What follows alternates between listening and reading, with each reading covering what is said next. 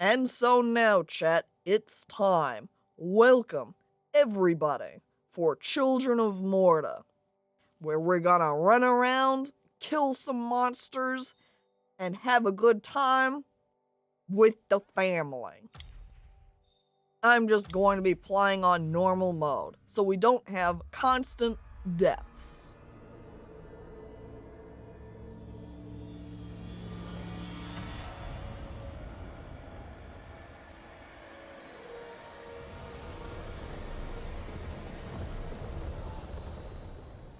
I gotta say, something I really like about Children of Morta is the pixel art. It looks so nice. Startled, a cold sweat clinging to her. She gathered her thoughts.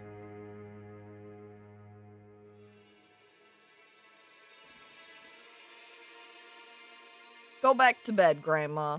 You need some more sleep, I think. Aged wood creaked, echoing through the quiet rooms. Like, look at this building. It's beautiful. No constant deaths? Near Oh the boy. house Well, stood a shrine you are to constant Rhea deaths. Goddess and daughter of the land, of Rhea and a being of comfort.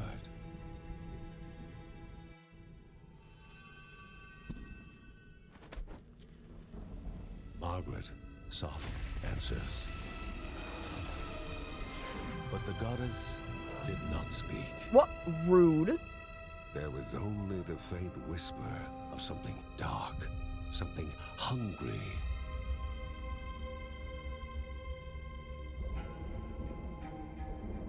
Is this the first playthrough?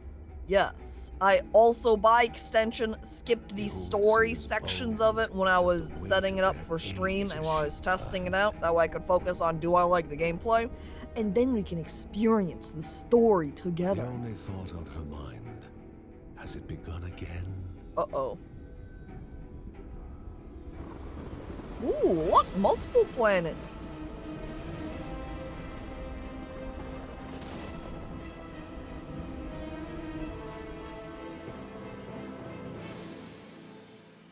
Never seen the beginning? Only people like 15 hours in? Well, guess what? We're seeing the start. Where are the loot John's crates? mission would be a simple one. Well, they're not in this Aim is house. to investigate Rhea's greatest shrine.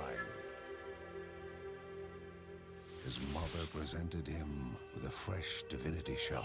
Ooh, I'll take that. Hell yeah. Pocket it. Boom. From his brother came a newly sharpened sword. See? Family. We're working together. His wife gave him a kiss, and his daughter's hugs were full of reason to return home safe. Kiss from the wifey. Oh, thank you, honey. Oh. That's right. We're gonna watch the story together, chat. Where we get to watch our player guy kiss the wife. Family together strong. That's right. All right. So when we move our character around, we've got a bird. I have failed in killing it. Didn't get that one either. I guess we'll just continue on. Those are the wrong enemies we should be fighting. Don't kill the animals. Let them just hang out. Rhea, a land long forgotten, a place of unimaginable beauty. Joke about, I have seen better. And then they all died. Yeah, that's pretty much gonna be the case. When you go out fighting monsters, It first appeared as sludge You giving die. life, slithering creatures, small and vile. aha, see, these are the ones we killed. This is pretty, I know, I really like the pixel art in this game. It's so good. Primary attack. John uses his sword to attack foes. Press the left click to use your primary attack. And so I killed the weird slime creatures. These are not birds, so I kill them. And I can just these guys aren't very hard, so I can just casually stand in place, swing my sword around, kill them without a problem. On this small screen, it almost looks painted. Probably also kind of adds to it with the slightly lower quality at 720p, and I would say the bit rate also probably smudges it out a little bit more, so it gives even more of a painterly feel, eh? My friends know, well, shit, yeah, they're right, those are little slimes, aren't they? Well, slime, you know, not everybody in the family, good people, your slime family.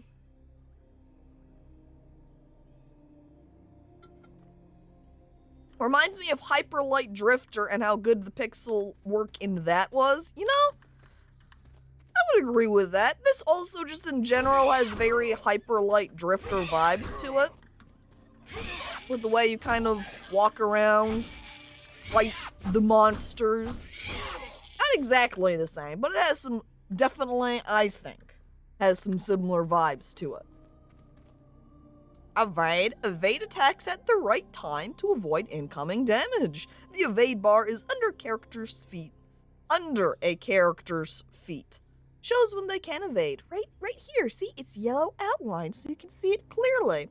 Press space to evade. Maybe your friends should have tried not being evil. It's true. If you don't want to get killed by a hero, just don't be evil, and then the heroes don't have a reason to kill you. Villains, however.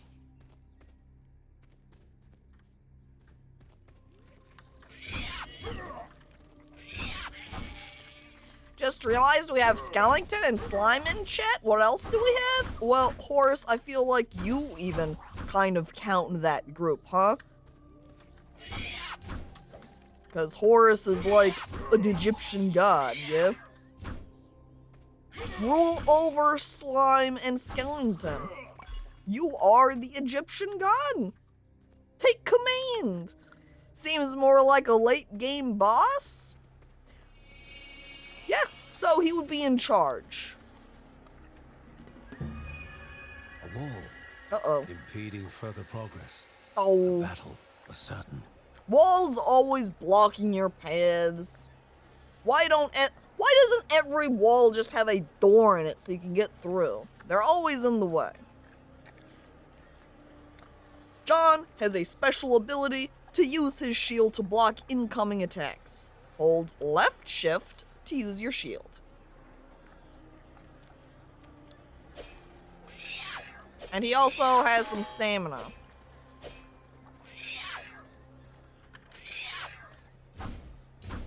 Yep, so you can see and hold out shield to defend. There's my stamina bar, blue.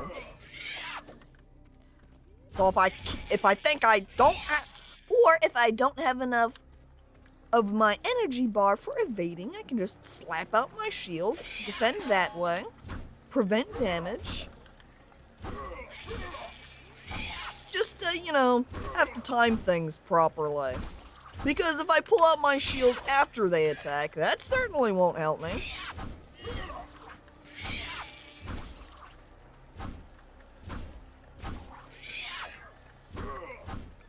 Uh-oh. Kraken over there. Gonna drag them underwater and feed them shellfish. I hope they're not allergic. What do you think it would be like to be a slime or skeleton and have an allergy to something? Because most of the time it fucks with your immune system, yeah? You get, I don't know, the welts on your skin are similar in some cases, your throat swells up. Skeletons don't exactly have any esophagus or skin, and I don't know how a slime would work exactly, since it's just a big ball of mush. Imagine a game with Twitch integration that uses chat members as enemies and makes them fit their names with AI. That sounds like it probably exists around somewhere, or there's a mod that would totally do that. Most slimes are allergic to starter town swords. I think most people are just allergic to swords in general, right? Interact. The Bergsons use their shard of life to cleanse corrupted objects. Press F. I pull out my shard. I eliminate Banished wall. by light itself, the corruption abated, leaving the shard cold in hand. That's dark, right. Fuck you, in corruption. need of life. I don't want darkness. Ugh, blah, blah. Greater chests require a gemstone to open. Gemstones are found in different places, like this animal corpse. I walk over the corpse, I steal its The gemstone, shard grew warm, humming I use it to open softly chests. in the harnessed energy. Damaged enemies burn in fire. So I'll beat them up with my sword, and then they just go up in Before him was flames. now one more dangerous than those that came before. Uh-oh. Yeah, look at this guy. He can cast magical spells. Ow. Ow. I think I was out of jump move. I'm trying to, like... Throwing up my shield is a lot easier than trying to evade backwards.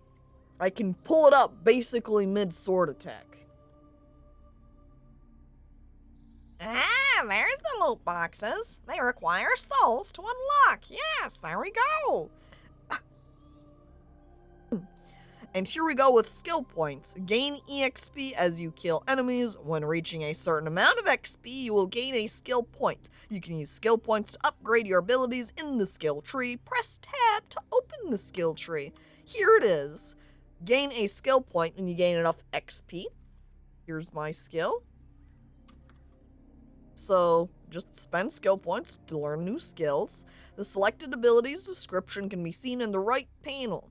So, this sort of fancy blue swords is Heaven's Strike. Call swords down from the heavens upon John's enemies. So, yeah. And it forces me to learn it, so I don't really get a choice here. Alright, more skills become available as you spend more skill points. I can't unlock it again because the next one requires 2. You can see up here in the top right, that's my skill point amount that I've got currently, and this is how much the skill requires. Close that, and now I've got a new ability.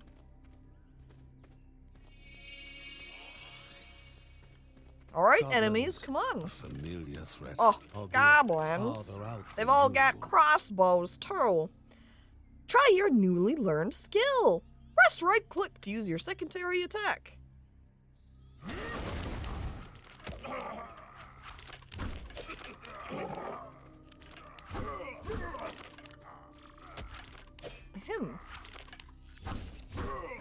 So now I can just drop... Oh my god, did that guy just kill the other one?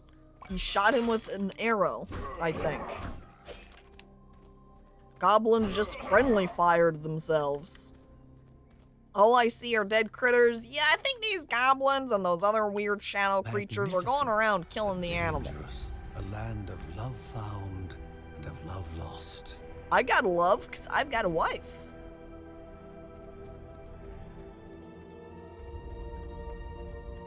I look over at chat, or John looks over at chat, eyebrows raised.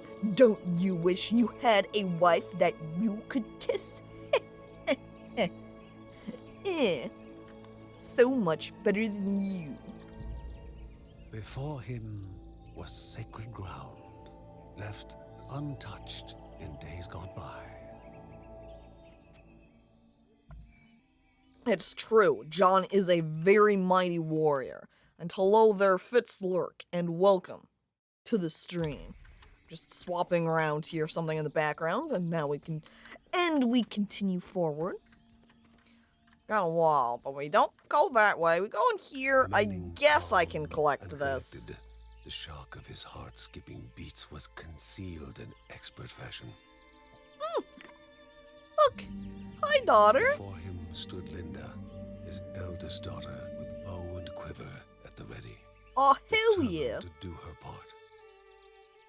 See, she's showing off her bow. She's like, "Hi, Dad. Look, I've got my bow. I'm ready to kill monsters, too." And I pat her on the head, and I said, "You always were my favorite, Linda." We all wish we had waifus. Yeah. Here we've got Electrocalypse.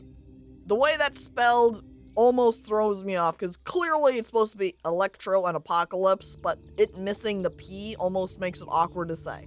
But this creates a temporary aura that damages nearby enemies. Grab that. Boom. Oh, it's a use item, so I have to actually use it. Look, now we're going. See, look at Linda go. Oh, alright. A divine relic, a gift from the gods. Use it in a fight to turn the tide in your favor. Press Q to unleash the divine relic's power. Electrocalypse. And that's still, I don't know why it's being so awkward for me to say. Just something about that spelling, the way it's combined together. Just, I can't quite hit it. So we press Q to unleash the spell. Ahem. When it pops up with those tutorial pieces, it forces me to click that specific key, so it throws me off minorly, because I'm like, I just want to click with my mouse to say, alright, I have read the thing, move forward. But it says, no. If you want to move forward, you have to click the key we're telling you to. What is that on the ground? Before the guardians were not beasts feeding, but monsters consuming, destroying others. They corrupted and distorted, creating even more hungry husks. Oh, I guess that's why they're killing the animals, and that's what these weird purple creatures are. Or dead animals. Or the husks of dead animals? However that might be phrased.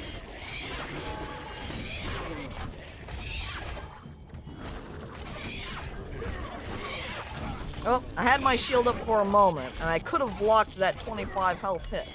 I also just accidentally slashed towards my poor daughter, Linda. I'm sorry, Linda. You don't look like these purple creatures. I'm mad with wanting to fight. I'm slashing my sword around at anything that moves, and you just happen to be, moving around a little bit. Their hearts heavier than before. How would they explain what they had witnessed? Oh, this was also a giant tree, apparently.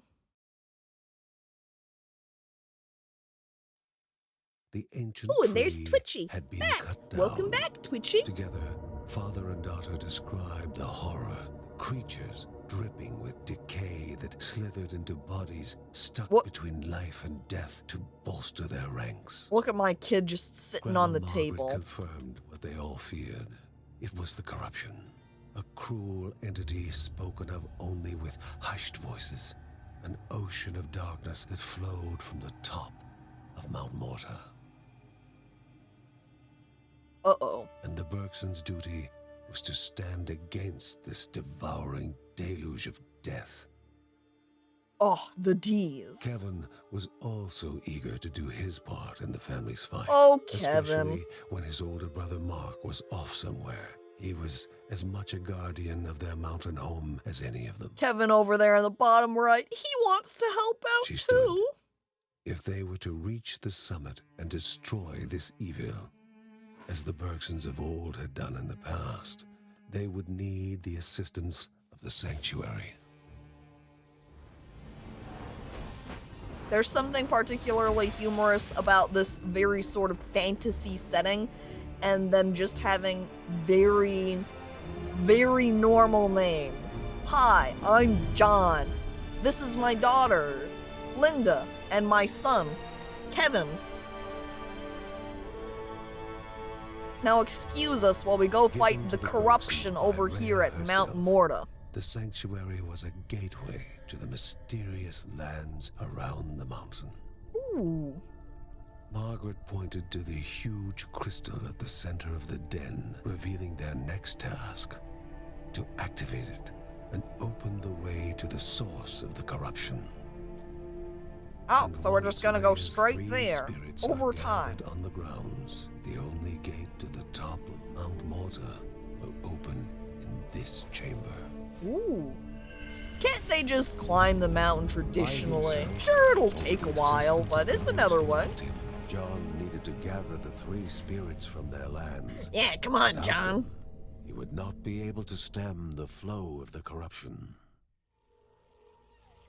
Just an average family in a not-so-average world, and the old hero of yore, Kevin, saved our kind. Ah yes, spoken about in the old tales.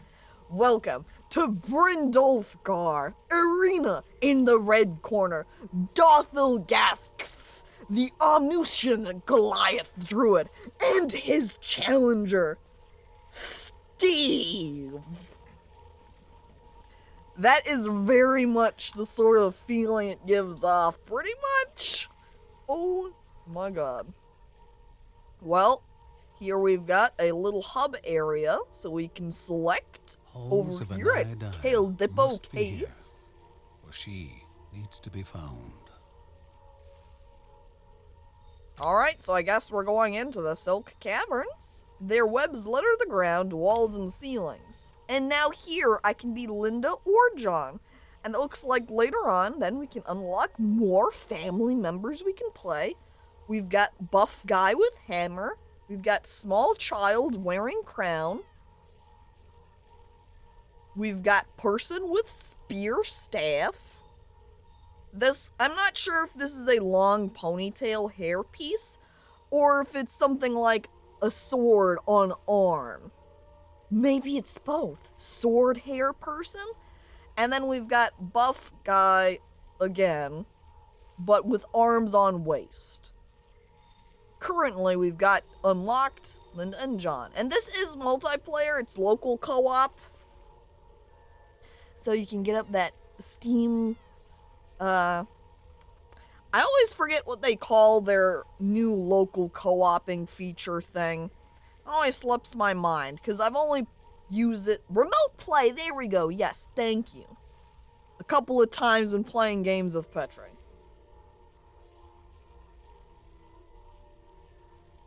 Their sword is made of hair, or their hair is made of swords. Imagine if all of your little hair follicles, all of your little singular hair pieces coming out of your head, were all little sword blades. So then here you are. You sit down next to your friend. You've got long hair. You accidentally lean over towards them a little bit too much, and you just shred their arm with your sword hair. Sleeping would suck. Oh no. You know, back in the past when you had like the Rococo era, I'm also going to go ahead and play Linda for this next area, I think. I believe they would sleep on and have wooden pillows to keep from messing up their hair. In the sanctuary, it would be the Bergsons' lifeline, a tether to pull them back home before death's fateful whisper. So if we almost die, we're just gonna teleport back here. I'm bald, so yeah. Look, now you don't have to worry about it at all. Unless you've got little tiny hairs that start Filling growing the in. winding tunnels of the silk-covered caves, the acrid taste of poison lingered in the air. Spiders. Linda told herself it was only target practice as she readied her bow. They What? must Dad, find come the back. spirit deep within the caves. Dad left me. Now I'm alone. Also, alternatively, imagine if your facial hair was like tiny blades. You go to kiss your waifu, and you just stab her face. Alright, using her bow, Linda takes out her enemies from a distance. You can use the left click to aim and shoot at the same time. She uses stamina to shoot while moving. Her stamina regenerates automatically when she doesn't move and shoot at the same time. So I only have so much energy to be walking around and shooting my bow. And I think that is the only path forward currently. Just walk on the button and open up the path. And off we go. See? And I can just stand and shoot. Oh. This plant just blew up a couple of those little baby slimes. And look, we've already got a chest right here. But I don't have a gemstone, so I can't open it. I'll have to remember that so we can come back later. However, small chest. That I can't open. Did it have anything in it, or did I just instantly pick up whatever it dropped? Stubble can get pretty sharp when it's fresh cut, it's true. That's why you always have just people complaining in general about their significant other person having stubble and them being like, they haven't shaved in a while and now kissing them sucks. Look, we got little spider guys. Shoot them with the arrows too. Also, something interesting, in a lot of, I don't know, I'm just gonna refer to it here like dual joystick shooter at the moment, just because that's kind of what this type of combat is like. Rather than it going directly to your mouse cursor, there is a little bit, just very minorly, some homing to it. So you don't have to perfectly aim when you're fighting. With the bow, it will home a little bit. So if you're just a little bit, yeah, so tracking. So if it's just a little bit off, it's not a problem.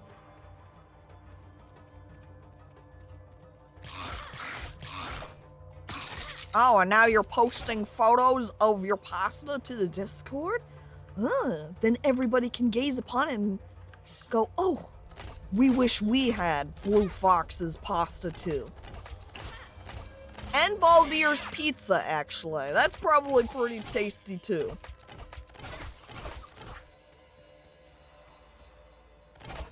Yeah, it does make fighting, shooting at the enemies convenient when it has that slight tracking, because then I can be a little bit off with my aim and still hit them no problem. And look at that, already got a skill point. Gonna opt for whichever one gives me a new skill. This decreases the stamina Linda must consume while moving and shooting, so this is not a new skill. This one is Explosive Crescendo. Crescendo? Loose an arrow skyward to fall upon Linda's enemies with an explosive force. That is what we want. Purchased. Making you hungry, Horace, talking about the food? I wouldn't disagree with that. I don't eat before stream, so mildly hungry myself. Nothing piercing though. It's not like I start streaming and I'm like, oh, I'm starving, but I have to start my stream now. And then in actuality, every time I'm streaming, I am starving. But you're just not seeing it. You're not experiencing that half. Every stream, I'm on the brink of death. The pasta is very good. Excellent. Make sure you pass out a plate to everybody else in chat. Remember, that's always a secret chat rule, just like back in school. If you bring any snacks, you have to bring enough to share with the class. You make yourself some food, you have to bring enough to share with the rest of chat. Caco weekend streams are literally what I wake up to, so I'm usually hungry. That would make sense. Most people are usually hungry when it's been several hours since they've eaten. And that's what happens when you sleep. You go to sleep, several hours pass. You can't eat while you're sleeping. Though some people do because of sleepwalking antics. So you end up waking up hungry and thirsty. I feel like a lot of the time if I go to bed early, it makes me wake up a couple of hours later, like very minor number of hours later, and I'll be super dehydrated feeling. Like way more than if I go to bed late / at normal time. It's kind of bizarre. So here I am going to bed at, say, 10 o'clock or midnight, and then I wake up 2-3 hours later, extremely thirsty. But if I go to bed at 1 or 2 a.m., wake up at, say, normal time, 7 a.m., and I'm only a little bit thirsty feeling.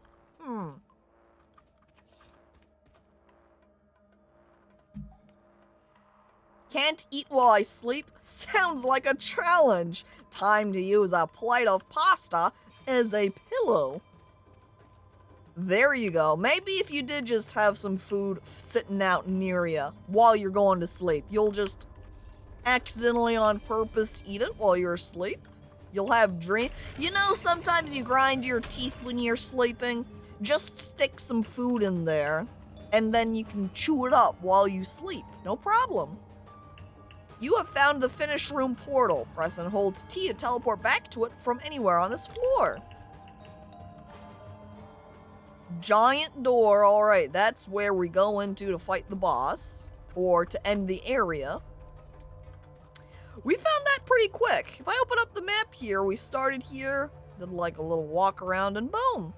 So we need to still explore up here, and obviously we've got a path just to the left. Energy flowed around the room. Before the hero, an object of the divine. People would choke to death like that? I don't know what you mean. Eating food while you're asleep, or sticking food into your mouth while you're sleeping, this is not a choking hazard. It's like giving small parts to young children. That's totally safe. There's no choking hazards to them. Chew gum in my sleep? I have an uncle who died from this. Uh-oh. And hello there, Bascuda, and welcome to the stream. Here we've got Survival Instinct, increases movement speed when below 25% health. I'm gonna be honest, this item looks a heck of a lot like a credit card, so let me just grab my speed card here and move off. Now, what would be convenient too is if I had a teleport to go up here. I guess we're just walking. Also have not gotten any of the special gemstones, so we've got 2 chests that I can't unlock. Free money, huh? Do credit cards count as free money? Everyone I don't know was about encouraged to take part in a game of destiny. A Oh my prize God. awaited the fortuitous, but there was only pain for the unfortunate. Is this gambling roulette machine? Oh, there were buttons I walk on. And apparently, I think I picked the wrong one. Seeing as they all went red and the yellow orb disappeared. I'm gonna be real, the way that this is sort of highlighted around, I thought this was raised off of the ground, and that I was gonna have to walk around up here to walk into them, but no, they are plates on the ground. So, looks like I'm not getting that. I also don't know if I've maybe missed a corpse that would have let me get a gemstone and unlock one of these 2 chests. Because otherwise, I can't open either of them, because I don't have a gemstone. This floor has felt exceedingly short. Yeah, that was like some gambling. I was hoping it was going to be a little bit more like, I don't know, roulette. Hang on. Ooh. Pile of webs hiding a pile of gold, it seems. I'll take that, thank you.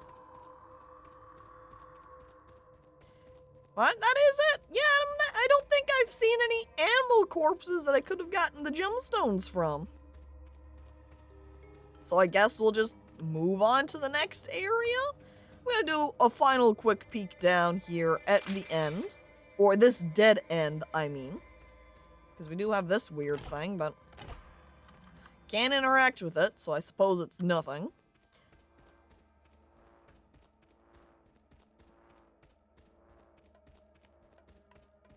It's from the guy the spiders eat. You know, that could be it.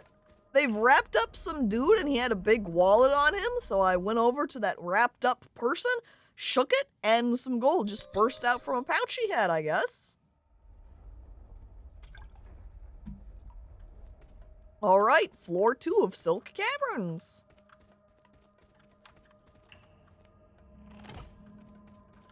Just another empty floor. Or room, I should say. Just starts off as basically a safe zone, I would describe it like.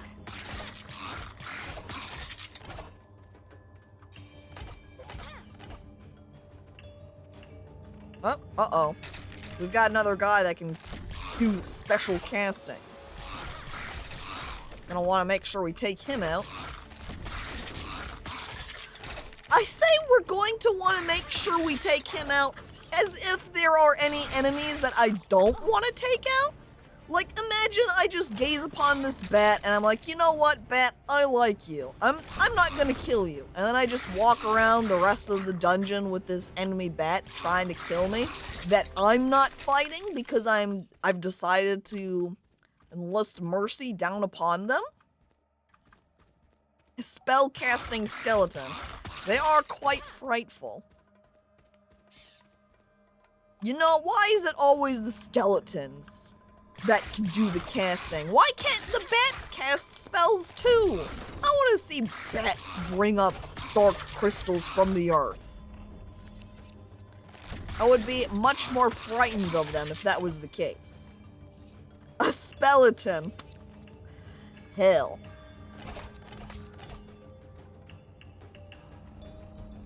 I'm killing them! I'm doing a genocide run! Imagine trying to play a roguelike like this as a mercy run where you're not killing anything. So you're just rushing through all of the rooms, not fighting any of the monsters, avoiding their attacks, and running past them all. Oh look, we've got a bigger spider now. So it summons a bunch of little tiny baby ones. And then it's got itself hanging out. Kill it, and I believe we leveled up, so let's put a skill point into Harmonize. And we will continue forward. Go to the right. Let's go down. Murder. Pog. That's right. Murder all of the spiders. All of the skeletons. We don't really care for them. We want them dead. Ow. See, that's why. Because otherwise, they're gonna hit me. I'm gonna cry because it's incredibly painful. They're probably crying too because I'm hitting them with a lot of arrows. Misery all around. Look, there's another one of these chests, and I still do not have a gemstone for it.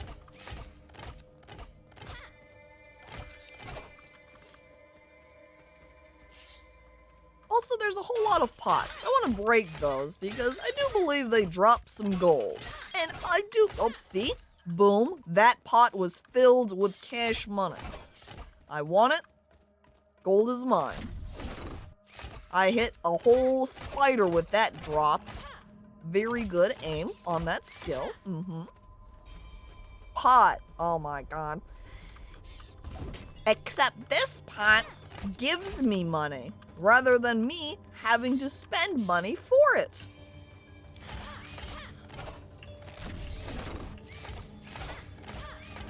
Excuse me, spiders. I also like these sort of skeleton head stones, making the purple light on the ground. That they draw you into it. If I get close, you can see I get naturally pulled in, which can be dangerous if I'm fighting a bunch of enemies at once. But I like how they just hanging out, blink, blink, blink.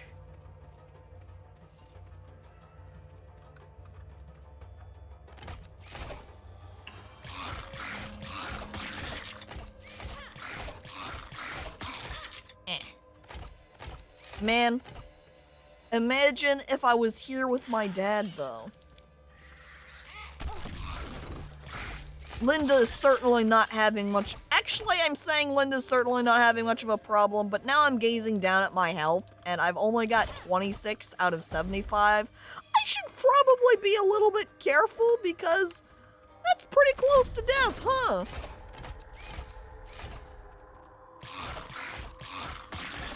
Not paying enough attention to my HP, I guess. I'm not sure. Are there any... I don't have any health potions lying around either. I'd better be careful or else I'm dead. Oh.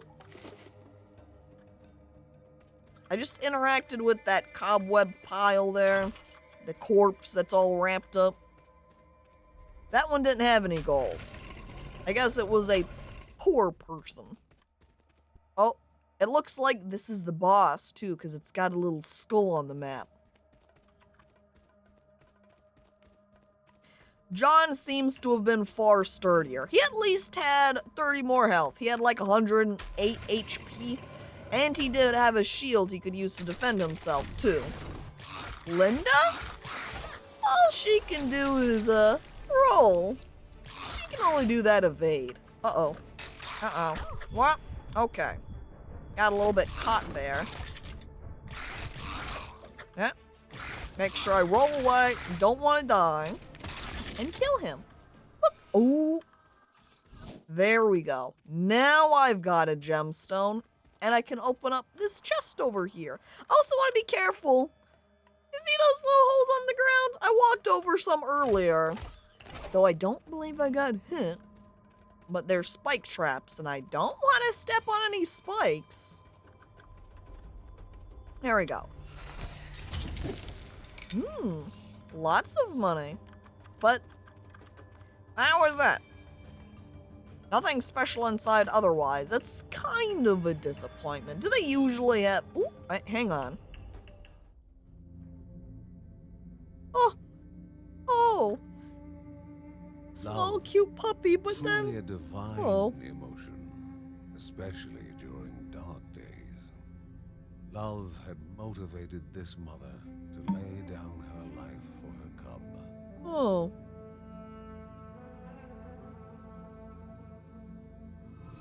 Hello there, Dutch Ivan. Came just as we're witnessing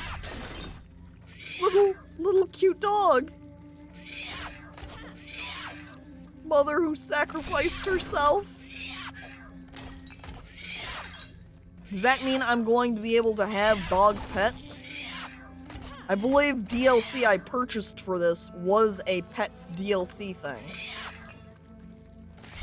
Or, how would you phrase that? Pets, animals? Also, did I say hello there, Dutch Ivan, and welcome to the stream? I feel like I might have said that already. I'm also now just about dead. So here I am attempting to save small puppy, and then I too lay down my life and die. While love now compelled That's the young right, one RR. to try and rouse her Dog from pet. eternal slumber. And it would be love welcoming the new orphan among the Bergsons. Oh. Boom, we have rescued the wolf cub. Oh, that level up also totally healed me, so that's nice. And welcome to the stream, by the way, RR. Well, the mother's deceased. We now have a wolf puppy that's gonna hang out at home. Give it a name? What would be a good name for wolf pet? Snuggles the pup? I'm not sure. I think I might have just teleported it back to my house. So I don't think I can give it any hugs at the moment. And I need one more level up in order to spend any skill points. Ooh, here are Linda's stats. There's also a whole lot of something down here. I don't know what those are. Let's continue on. Name it PugChamp. Hill. Name the dog Robert Paulson. That is a name. How about Updog? Wow. That 2 is a name. What are traditional dog names? Spike is one, right? We'll just call the wolf Spike. That's what the dog's name is in Rugrats, isn't it? Spike?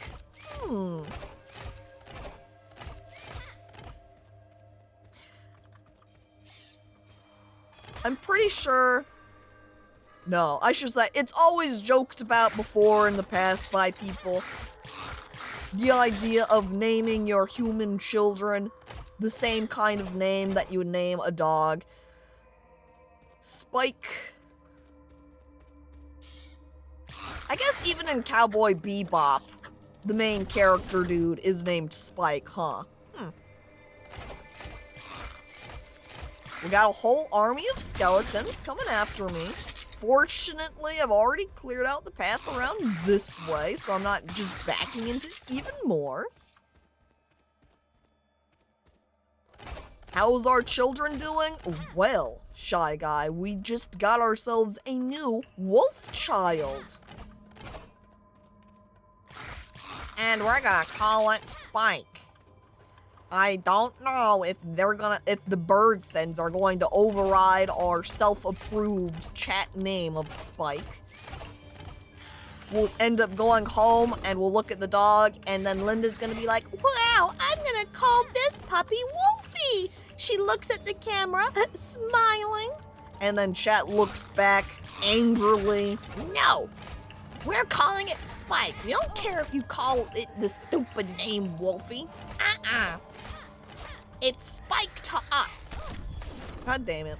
I just keep getting hit by the spider's poison shot, and Jesus, that like flew directly next to me. If I'd gotten hit, that would have been the end of it. Don't want to get hit by a little baby spider either. Just name him John Dog. We can't call the wolf pup John Dog because our dad's name is John, and that would just confuse everything. Now, what the hell is this? Ooh. She taunted the Guardian to provoke a pursuit. What? Follow the mysterious bird-like creature before she disappears? Okay. Come back, bird-like creature? Do not linger. I want this money first. Should I just ignore this huge pack of skeletons then? Ow. Uh-oh. Maybe this is a bad idea.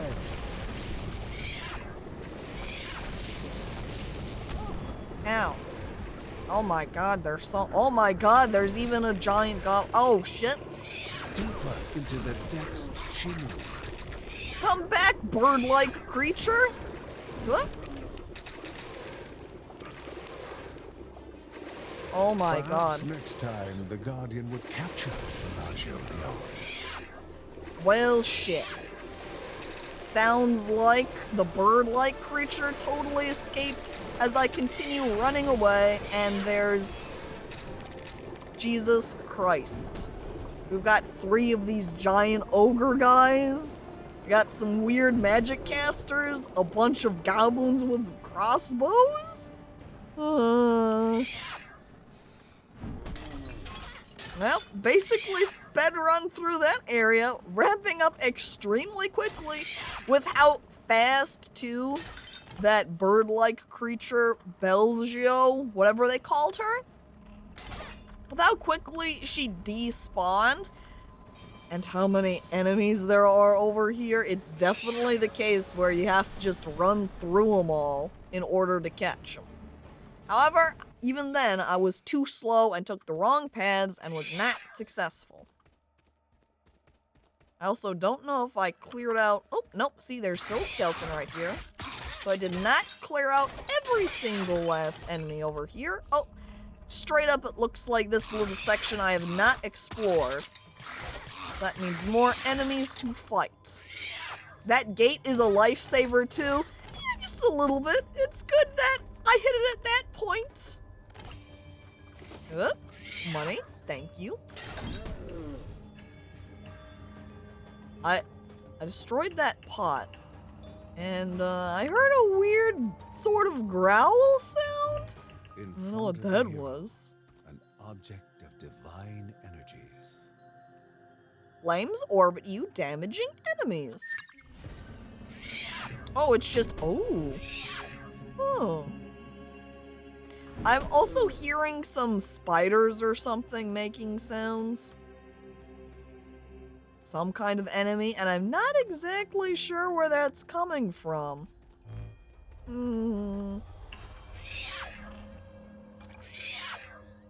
Moaning pot? I don't know. Spider? Shadow creature? I was hearing you, but I don't see you around anywhere. Okay. I'm just gonna keep going.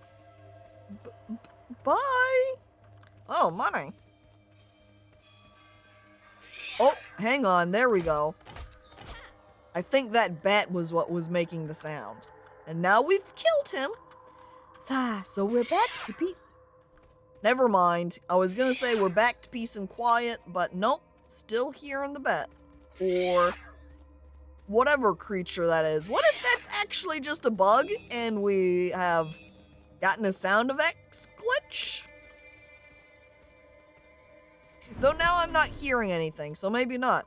And hello there, cup of coffee, and welcome to the stream.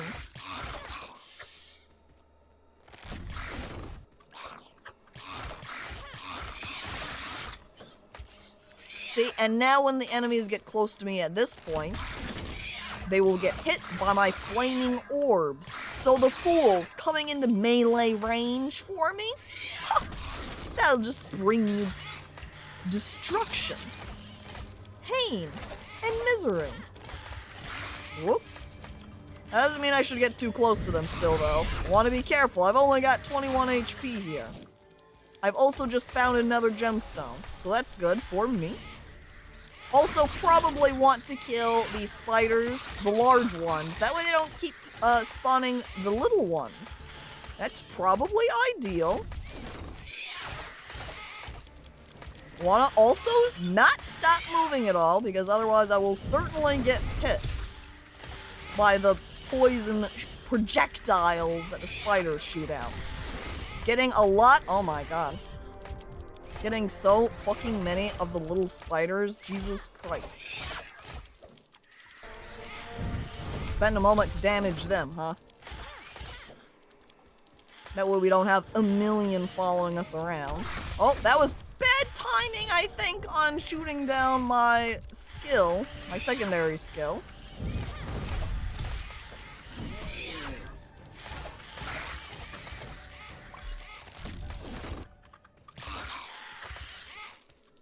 I think I picked up some health right there, so that's fortunate. Because now I've got 34 instead of 7. I'm so distracted by all of the enemies chasing me around that I'm not noticing if there's any health or whatnot being dropped on the ground that I have picked up. Alright, there we go. That was a lot of spiders. The large ones spawn the little tiny spider summons, so it makes it pack up very quickly with enemies.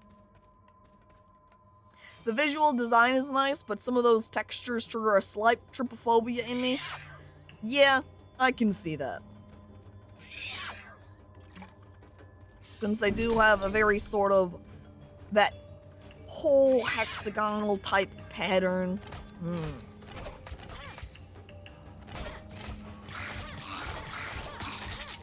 Also unwrap this web so I may take up its gold. Oh, also, is that the way that the flame is reflecting off of this little web spot makes it look like a pile of gold, but it isn't. I walk away angrily.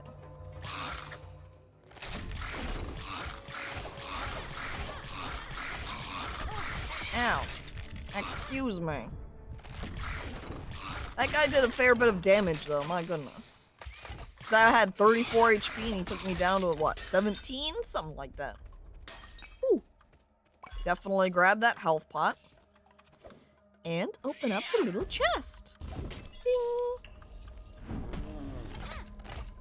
What? Is there a large guy up here? Because I'm hearing a deep growl. Deep yell? Look, I can just casually hit that spider from a distance like so. Clearly, this is how I should be fighting them. Just hide away, wait for my skill to finish off cooldown, get the little spiders that sneak nearby. See, look at that, no problem, and I wasn't at risk at all. I'm still hearing those enemy sound effects, though.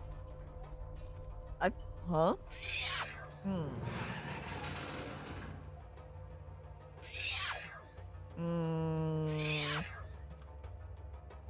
Okay. Not all in the caves were refugees. Some were just traveling merchants stuck in a bind. Look, yeah, he's trapped in that cage, so I guess we should help him out, right? Hopefully he's not trapped in the... No. I was gonna say hope he's not trapped in there because he did something bad or something. But I mean, we're in a dungeon filled with these shadows, slime, and skeleton creatures, and spiders. I imagine you're probably not a villain if this is where you are being kept. Like, I guess though, even then, you are a villain over here. That doesn't mean you can only keep heroes and good people in cages. Villains can put other villains into prison and jail cells too. And hello there, GB, and welcome to the stream. What's he going to do for us? Well, the way it described it, and it said merchant, I imagine he's probably a shopkeep of some kind. So if we free him, he'll probably sell us goods. Though honestly, if you're trapped in a prison like this... The strange-looking shopkeeper shopkeep off his clothes, tipped his hat. He invited them to stop by his shop later, promising something for all adventuring needs. From now on, he will appear in the dungeons, offering goods for a price. So, we helped him out of this jam, got him free from his prison cell, he gave us a little bit of cash, and then is like, okay, want to buy this item from me? So essentially, he's just giving me a discount. Thanks, I guess? And hello there, Kiwi Bazooka, and welcome to the stream. Yeah, we saved his life, he should give us stuff for free. He should give us the first item for free, rather than just saying, oh wow, thanks for freeing me from this cage where a bunch of spiders were keeping me. Here's a 10% off discount coupon. Chance to throw an axe while attacking. So now I've got these little flaming orbs hanging out. And now I guess while shooting arrows, sometimes an axe will fly out from my bow too? Just take it for free. Now, I wish I could rob the shopkeep, but... it doesn't seem like that would be something that Linda would do. And now looking at my map, I have been everywhere. However, since I picked up that second gemstone earlier, we can now open this first chest up here. So let's take a little detour, and we'll go and do that. And then we'll head down and dive to the boss.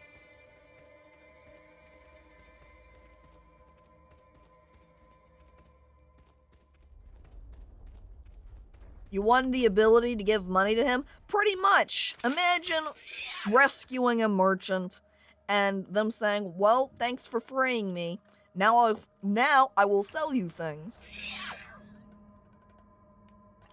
If you want to rob shopkeepers, you can go play Spelunky. You can do that in Spelunky. I mean, at the same time, though, it's one thing where you are freeing somebody, a merchant, from being captured, and they're instantly saying, wow, thanks for freeing me. Now give me money. And you coming across the merchant straight up. Just totally free, and they just happen to be in a dungeon, you know? In Spelunky, they have guns? Oh. Well.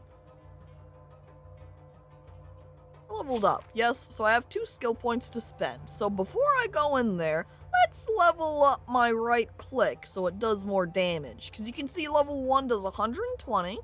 Level 2 does 160. So, and I can't grab any of these because I have to be a higher level. So grab that.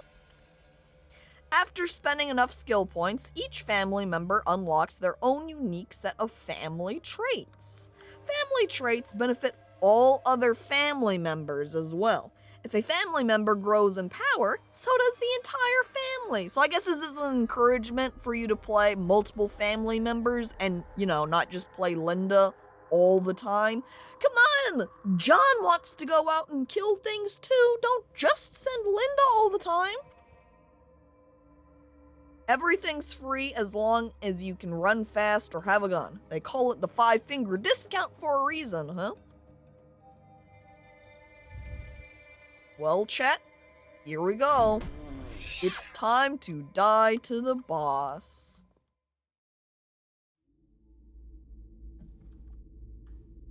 Oh, not before we destroy some pots and open up this chest first, though. Hey. A bunch of money in chest? I would have preferred a health potion, but not much I can do about that. Oh, see, that was an axe right there. Wonder if it's on a timer for how often the axes are thrown, or if it's an RNG thing. 8 eyes studied the one so willing to walk into their own tomb. Well, spider boss. Here we go. Oh, alright, just instantly gonna jump away. I can't. Oh, and it summons out. Ow! He jumped on me. Excuse me, incredibly rude of you. And he flings out web onto the ground, which slows me down. Uh-oh. Running out of stamina. Ow, okay, I need to be careful about standing in place, otherwise he's just gonna fall from the sky onto me. Ow, like that. Wondering if this was death.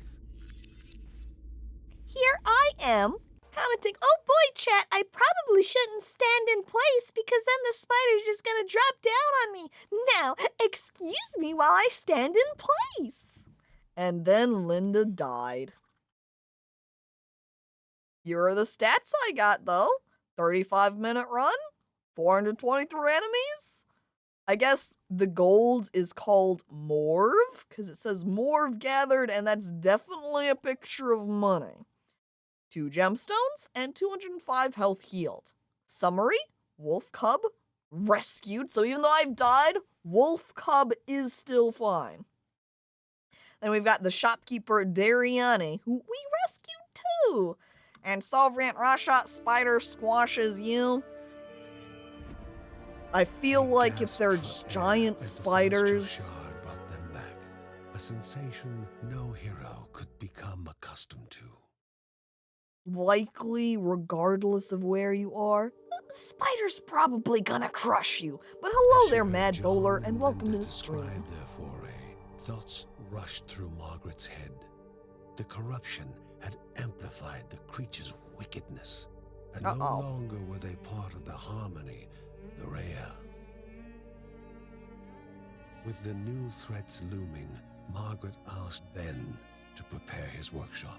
Yeah, get to work, To take Ben. charge of enhancing the warrior family's weapons and armor. Alright, we're gonna get some armor and weapon upgrades. Back from my pizza dinner. And it was very good, 11 out of 10. Excellent. Welcome back, Baldir. Game is Although pretty in the good so safety far. of the Bergsons' house, the young cub was not yet free from danger. Oh, Exhaustion racked the animal's body, oh no. its chest heaving for even the smallest. It looks kind of like the wolf The cub has a family little believed corruption several spot on it. plants found deep in the nearby caves, combined together, could serve to remedy the situation. And hello there, Pikatsky, and welcome to the stream also. There was little wolf pup. We need to help him out. Oh my god, look, apparently we've got a black cat over here too. Do you think the pets like that cat count as family? Can I bring Cat out with me to go on adventures? And here's Uncle Ben, who can upgrade and enhance the Bergson's equipment. I'm not sure that everybody is necessarily playable. If they were to reach the top of Mount Morta, their equipment would need to be of the highest quality. I like the girl here was saying something at the same time, so her subtitles were overlapping with the narrator's subtitles. That was pretty convenient.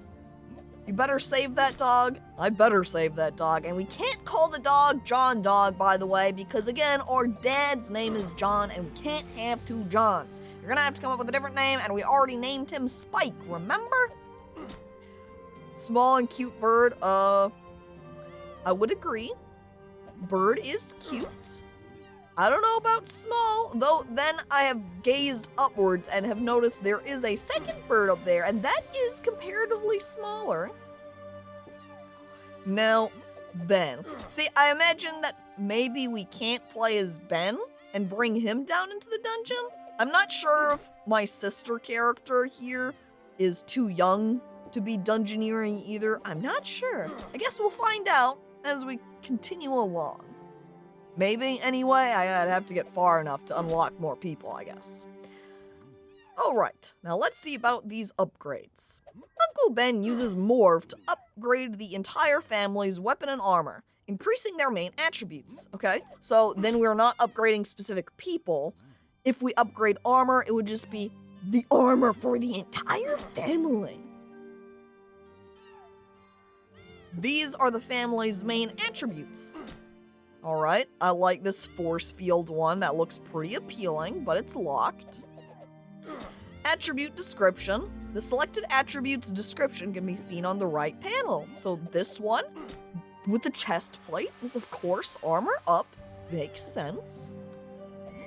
Pressed space on an available attribute to upgrade it. I hit space. We accept. We've spent 100 more, and we have upgraded our armor.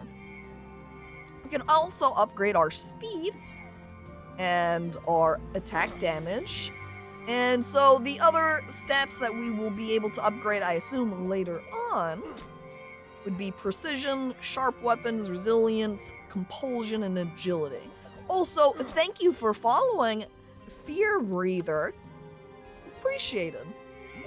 So precision increases the Bergson's critical chance. Sharp weapons increases the Bergson's critical hit damage. Decreases the effects of all movement hindering. This is Bergson's rage gain rate? I suppose rage is going to be some sort of element later on, and I just don't have any skills that use it at the moment. We've also got agility. Chance to completely dodge enemy attacks. Intriguing. Let's go ahead and upgrade everything by one to start out. And then we can either, well, you know what they say, the best defense is a good offense, right? So I upgrade my warfare. I also see there's a second tab that says Book of Rhea. I can't click that, so I can't do anything with that at the moment. Hopefully it's not going to want me to spend my money elsewhere because I'm broke now. I spent it all. Where is it? Oh, I see. It was just moving up to my cursor here. So now we can check out what our home looks like. Okay, for a second, the way that this little fox guy was facing off to the right, I thought it was a weird half dog, half bird creature with a giant beak. That was very unusual. But then it moved its head and I was like, oh, okay, it's just a sort of a foxy guy. And I'm not sure if this bird is wearing a backpack or if it's more like a vest. Either way, it does make for a pretty good animal. Got cat there. The way this is all open and empty and how I can hover, oh my god. There's a fancy bird over here. Oh, and there's a swing too. Maybe we can take a break and go play on the swing later. That sounds like a nice time. There's the wolf pup. Okay, looks like I can talk to her because of this little orb. So we click on that. The light faded from the sky, and most were fast asleep. Mary would write about her family, immortalizing them for future generations. Why doesn't Mother want to accept that I'm no longer a baby? Says Kevin, sitting on his bed, angry. I'm not even allowed to practice weapons. I guess Kevin then will never will be a character we'll be able to play as because he is too young. He can't practice weaponry. What if instead they actually force magic upon him and he's the wizard child? Here's our library. It looks like this just keeps logs of information, lore, and the like. Can't look at any of these. Can't hover over these, but doesn't have any information at the moment. And hello there, kitty, and welcome to the stream. Just woke up. I hope you slept pretty well. Well, I've looked at everything I can here, so I suppose we'll go ahead and head back down. And go back down to the Silk Caverns. Since I failed in defeating it, I'm gonna have to do it again. This time, since we've gotten some levels on Linda, though, at skill level 4, we'll go in as John. Come on, John. Let's do some spider killing. Spider exterminating? Kevin is home alone. Slime raises up their arms, waving them around. You know, like the movie Home Alone? And there's a character in it named Kevin. I got the reference, Slime. It was very good. Very impressive. Would not have connected the dots and thought about it at all had you not said anything. Already I'm feeling, ow. Hero is about to comment about feeling a little bit more powerful, and I get hit. Good start to the dungeon, huh? I will also have to be a little bit more careful as I battle, because I can't run away and stay at a distance to fight. I have to get up close. I do have, though, that skill. So I am able to get that AoE damage, which is mildly easier to do because with Linda, I had to kind of aim it. He has a little bit less, or at least it feels like there's less aiming with John. Whoop. Don't get hit by spikes. Thank you. Whoop. Don't get hit by small spiders either. That's also bad. Oh my god. I don't know if it's from getting this attack upgrade though, but his area damage attack is a lot better than Linda's. I'm just going to chalk that up partially to the fact that I upgraded my attack damage from Ben. Oh. That guy shot out a web, and for a moment I thought it was gonna be a damage projectile like the large spider guys. Not like it ever has been while we've been playing Linda, but it kind of made me flinch there. Alright, he's taken out. I take up their morph. Wonder how it plays with a controller? Good question. I mean, technically I can always grab my controller here and see how it feels. But obviously now I've gotten used to playing with a keyboard and mouse. Though I would rather play, if I was still Linda, stick with keyboard mouse, just because it's a lot easier to aim ranged things with a mouse than with a keyboard. Oh, hang on. We've got a little health pack right there, and I am down on my health a little bit. I'll just grab that. This game gives you some Diablo vibes too. You know what I should play at some point is Diablo. I have never played it before, but the that type of gameplay always intrigues me. But at the same time, it tends to be, I guess that's more my fault in the past. I have a hard time. No, it should be phrased more like I had a hard time when I was younger, kind of sticking to things for very long. I'd get distracted. Oh, okay, hang on. Do not walk onto this guy. Aside from the fact that they normally pull you in, this one also has a bunch of spike traps surrounding him. So don't walk onto that. Ow, bat just rushed me. I was standing a little bit out of range of my sword and not thinking about the possibility of him doing a just quick dive and swoop. Ha. Stupid bats.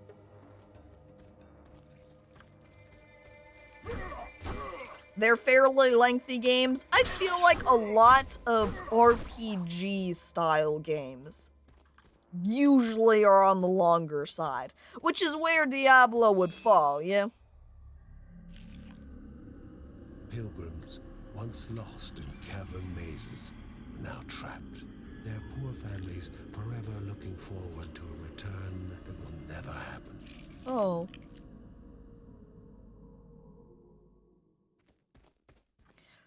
A couple of these people have some long hair, too. Like, look at them sticking out from their little webbed prisons. It looks like this is the next level here, because we've got big open door.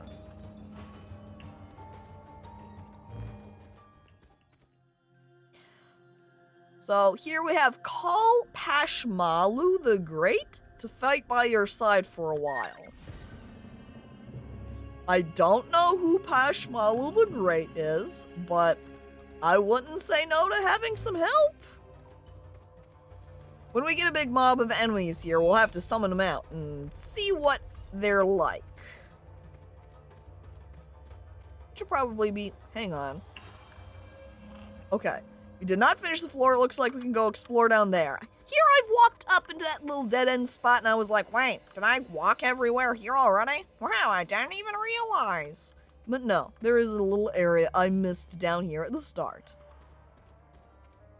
We'll just give a little walk back over here.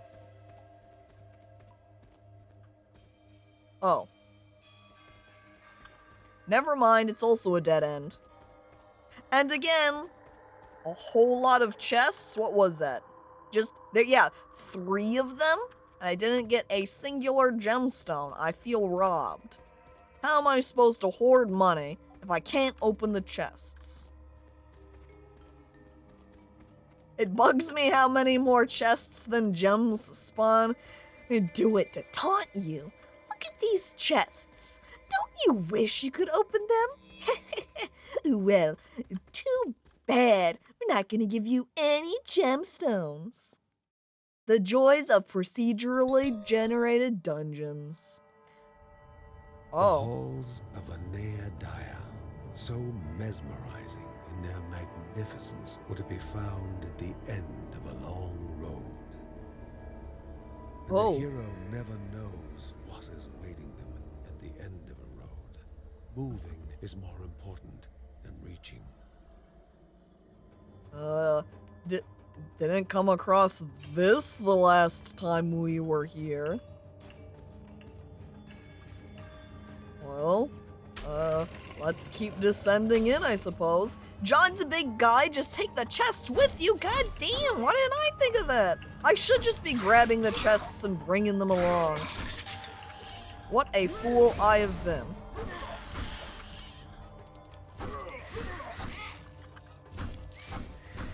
Alright, ow! Fuck you. With your stupid poison projectiles.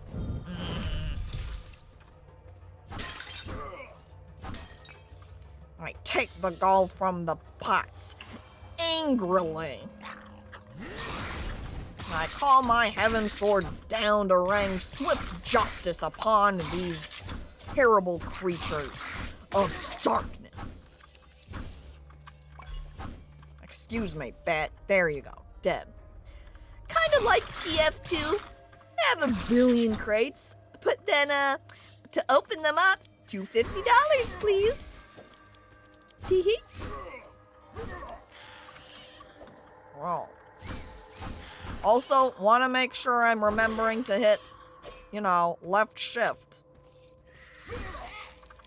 That way I can defend myself with my shield and not take the damage. And what is this thing on the ground? Ooh, something good. Every 25 combo kills grants you a gemstone. Do you think if I get one of these spiders to just spawn a shit ton of little babies, that I could just sneakily farm the gemstones? Does that work? Ooh. Oh, is this just the axe? Yeah, this is just the axe item again. Well, I won't say no to it. I take it and put it in my equipment slot. Do you think it's like a little brooch and I just kind of pin it to my shirt? Do you think it's a little item I'm actually holding with my sword? Super combo farm fog. It certainly would be convenient if that was the case.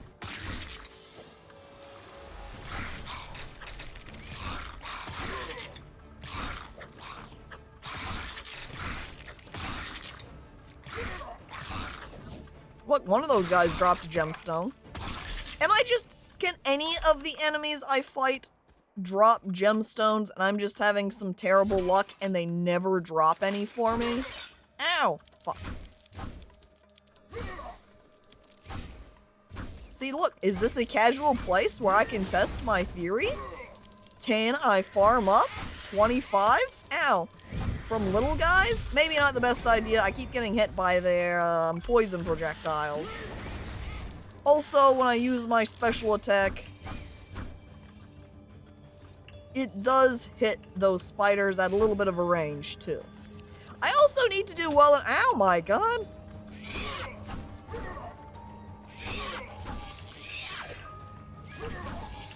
Ooh, they dropped a lot of money there. I don't know what— I assume this might be the combo counter, and that is where I have to meet the 25 limit in order to get those gemstones to spawn. And if I'm never hitting those points, then that item isn't particularly useful. And by the way, hello there, Paintsaw, and welcome to the stream. Let me open up my other water bottle here real quick.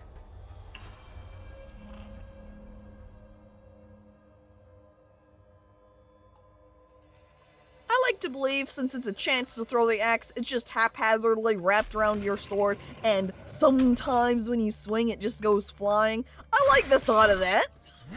Here I found this axe weapon while I'm exploring these cavernous spider dungeons. I grab it, and I'm like, well, I've already got my sword weapon, but this axe is pretty sick. What if I just tie it onto my sword and just let it rip? Alright, let's not just stand on the acid and take damage over time. That's probably a good idea.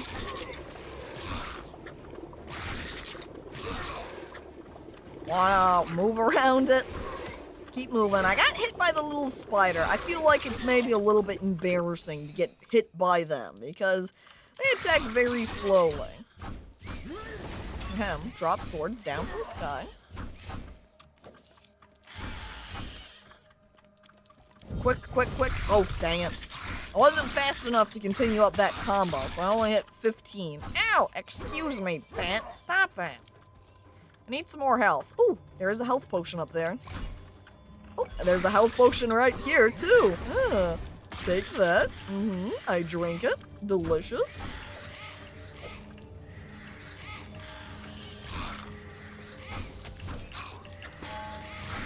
Now, I'm having some bad timing on using my shield. Ow, see? Oh no. 6 health. Alright, I need to go take a nice little detour. Excuse me, Bat. There we go, took care of him thanks to my axe. And let me just drink up the potion over here. That heals a decent amount, too. Oh, you know what? I did level up earlier, huh? I can get the Shield of Thorns. Melee attackers take damage when blocked by John's shield. Maybe this will encourage me to actually use the shield more often. Just walk with it up all the time. It's... Yes, and I did say let it rip. It is then an X Beyblade, huh? Oh, I did get a gemstone, right? Open up this chest. Just a bunch of money. Excuse me, little spider. Oh, we've got something over here. How about here? Dead end.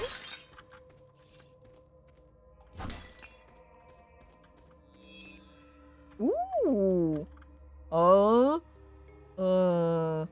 Here I've walked in this room and I'm like, oh look, there's a scroll on the ground! And then I look at the tree. Where it's got Skeleton King. Sure it's fine? Probably. I pick up the scroll. Was Grandpa Adam's journal of his adventures. Ooh, He writes Grandpa about Adam. how he and a friend went after a missing caravan. Ooh, that means it's gonna be like story time, right? We're gonna get back to the house, we're gonna sit down in the library, we're gonna pull out this little journal scroll, and we'll have a nice time reading. It'll be like a bedtime story, right? Probably one of your ancestors. That'd be kinda shitty. Just... one of our ancestors managed to die down here in the spider caverns. Here I've said managed to die, and really, I've died here. But to the boss. Him being on that tree right there makes it seem a little bit more like he would have died to just some normal... What, Grandma? Could have dragged grandmother this far. What are you doing over When a here? ray will flow in those still obelisks to aid the Guardians. This was the only thing Margaret silently whispered. And the Bergson had to return home in order to understand what had occurred. Grandma, how did you get here without fighting any of the monsters? Did you just run past them all? Well, we've got this move at greater speed for a limited duration. Well, I guess I'll take that. I guess I'll see you later, Grandma. I don't think there's anything else to interact with here, so I want to get moving because I can see the little bar around this is a time limit. Oh, hang on. Obelisk of Force and Exploding Force surrounds the Bergson, damaging enemies. Can I activate these now, or are they just straight temporary? Now every time I come across them, I'm going to be able to interact with them, perhaps? There's the boss. Welcome, friend. Ooh. The shopkeep greeted. Don't mind the occasional bloodstain on the merchandise. Well, apparently this little group of people are just casually hanging out in the spider caverns? Sure? Why are we even in this cave? You know, lady, I'm wondering the exact same thing about you guys. I don't know why you're here. Upon receiving a fatal blow, revive at a modest portion of health. Hang on, this costs gemstones? Well, I guess I'm not buying anything then, because I have 0. She doesn't have anything to say. Can break some of their pots. I don't know if they're gonna have any gold. Oh, they will have gold in them. Great! Thanks for the money, chumps. I'm sure you were probably storing the gold for yourselves, but it's mine now. Alright, and we're gone.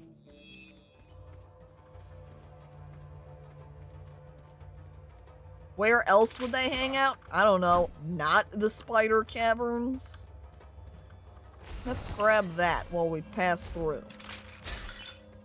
This is incredibly interesting. I just walk around as a little fire explosion happens at my feet.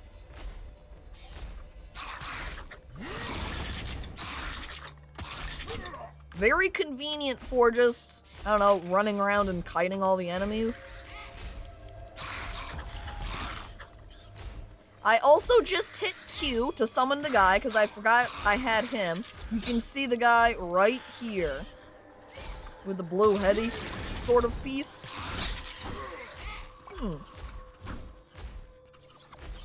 Peculiar. Yes, let's continue on to battle. I don't know how long you hang around. I also totally just dodged that attack. Well, let's keep going, my friend. I'm not sure. Oh, nope, there he goes. So, this had a total cooldown of something of 70 seconds. So, it seems like that guy lasts about 30.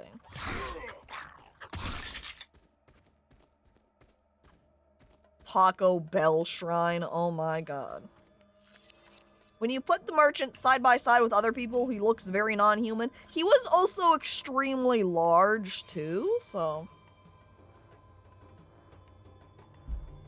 Alright, and this obelisk instantly heals. So honestly, since I've got a little bit more than half health here, and I have been much lower before, I'm gonna save that obelisk for when I've got a little bit less HP. This is the start. This is the start. Have I been everywhere, actually? I think, yeah, I've explored the entire map already. Well, that means I am going to use this instant heal obelisk, and we'll go fight the boss.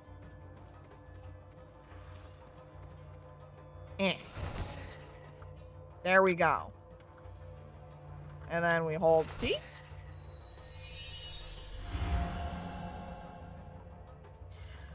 I think it is a teleport to already discovered area, maybe the dungeon, yeah, the T here teleports you to these, which they stick over at the boss here. So there you go.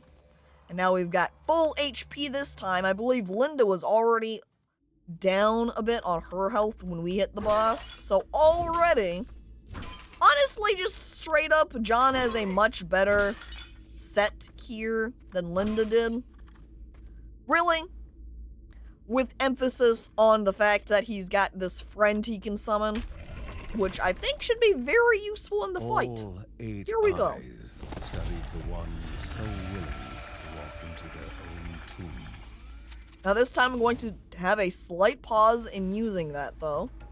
That way the spider can jump away first, do its little web summon, and then I hit Q. Ow!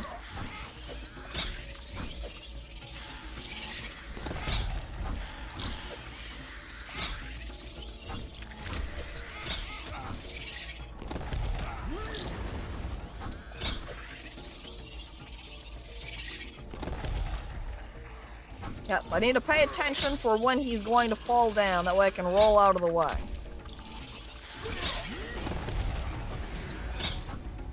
Or, you know, just continue to get hit. Why not? Alright, already at least I'm doing way better, and I've gotten him down to half health, so... Ow. I didn't roll there. I needed to evade.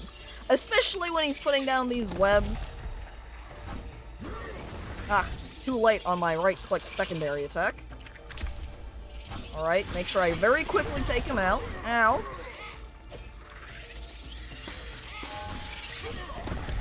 Ow.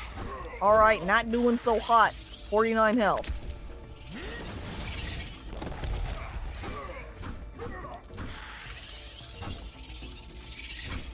Alright, we've got 2 seconds. Here we go. And then I can summon the assistant. Here we go. Put him down.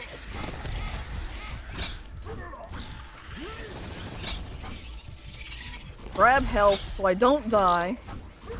He's almost dead. Roll. Kill spider. I couldn't evade there because my evasion meter was too low. Ah! That time I got him. Slowly beckoned to bestow its peace. I grabbed the money. And hello there, Dead and Light, and welcome to the stream! The boss really doesn't take much damage. Honestly, just in attacking him, he kind of comparatively, he did die fairly quickly. First try as John, so technically it is first try. The life crystal, as if filled to the brim with life, started to pulse. A way had opened. Ooh. A step closer to the spirit at the heart of the caves. But Before Ooh. taking that step, caution dictated a return to home to inform the family of the newfound passage. Family, I have completed the dungeon. Also a lot faster. It only took me 22 minutes this time. And hello there, Graviton Flux, and welcome to the stream. After slaying the great enemy, the father declared himself Pog. Hell. See, and so this time we found a journal and we found that manuscript of precision. Family, praise me! I have defeated the boss spider. Unlike my daughter Linda over there, I say, looking over at her, shaking my head. Worried for the missing boy, Ben thought that maybe he should have hidden the daggers better. Uh-oh. Uh-oh. Mary wife is very angry. Did Kevin take the daggers? Margaret, in her wisdom, knew that nothing would have remained hidden from Kevin Yup. forever. Kevin took the Now, daggers. She only encouraged her son and his daughter to hurry and find him. Looks like we're gonna have to go help and save Kevin. Have I found the herbs for the dog yet? No. Looks like we're talking to Grandma here. Oh, someone's coming in. Uh-oh. Kevin returned from his saga with barely a scratch. Oh, I didn't even have to go no find him. appreciation from his family, especially his father. Despite having Linda on his side, his father was still mad at him for endangering himself and worrying them all, including his pregnant mother. Kevin His angrily favorite goes to his line, room. asking how he could be so inconsiderate. Ugh. He wondered whether Uncle Ben would understand his bravery and initiative better. Stupid With his family, heroic act throw rock. unrecognized, the young boy waited, frustrated, expecting more punishment. What Kevin had not expected was his parents' reaction. They pushed him out the Heartened by window. his courage, his father was going to teach him the ways of battle. And his Finally, mother was Kevin! far from the frail and always worried housewife she had seemed. A Bergson through and through, she gave him her blessing and asked only that he temper his courage with caution. Oh, Kevin! Kevin can fight now, too! Mom is pregnant. Will we be able to play the baby? I hope so. Perhaps Uncle Ben was the happiest of them all. Not only had his nephew held his own in combat, Look at but him had go. done Oh my so god. with the weapons he had made for him. Oh, huh? Kevin only wished his older brother Mark was there. Grandpa made the dual Witness his daggers rise specifically to for the family Kevin. calling. What if Grandpa purposefully poorly hid the daggers in the hopes that Kevin would find them? Defeated, the Spider King had been removed from the path leading to the halls of Aneadiah, although the pestering of greedy goblins might still prove dangerous along the way. Uncle Ben was Sounds pointing like out a granddad, possible routes yeah. home, speaking of the troubles pilgrims had run into in the lost trenches.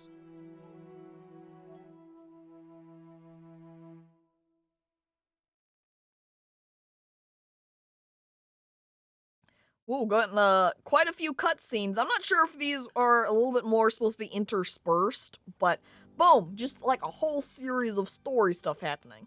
Whenever Margaret deciphers a new tablet, Rhea reveals something new to the Bergsons. Given enough resources, she will then be able to strengthen the family. Ooh, that sounds handy. The mysteries of the world were like open books to the wise, and words from the wise shall benefit man and beast. Well, here we go. Margaret's Book of Knowledge is now unlocked. She can discover ancient knowledge from reliefs in dungeons and help the Bergsons through their journey. Finally, Grandma's pulling her weight around here. So we've got the Obelisk Remembrance. increases the efficiency of obelisk effects, which right now is the only thing we can purchase. So it goes from 100% to 140. And we've got some other locks, but we can also go back over to the workshop. Oh look, we've unlocked the critical chance. Probably because we unlocked Kevin, so they gave us that. However, we can also get more warfare.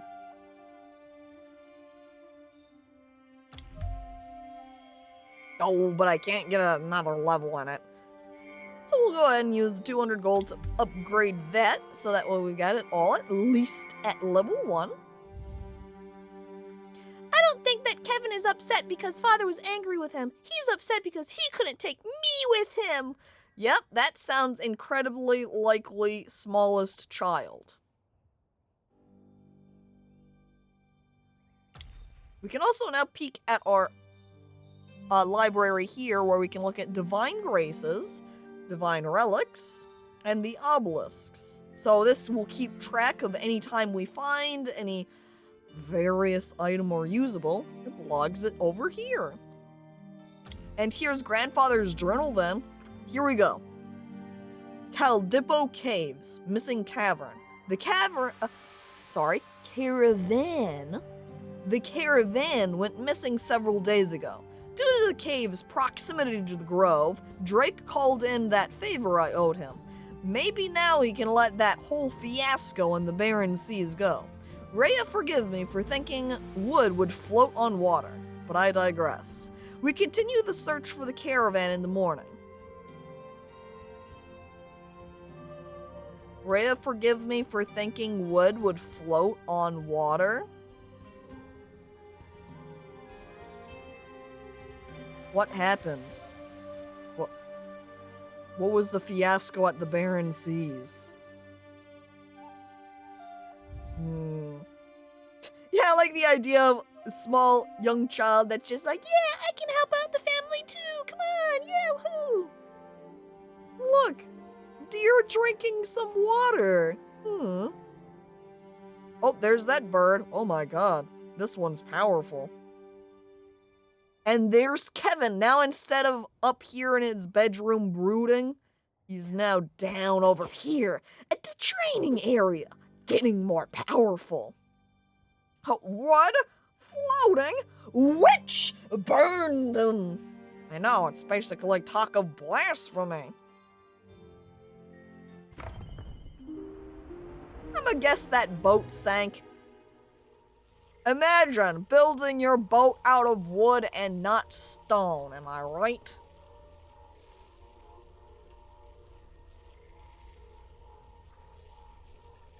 This game looks so good, it's true. Drowned All in the right. blood-soaked muck of these trenches, with a path to the halls of Anaidia.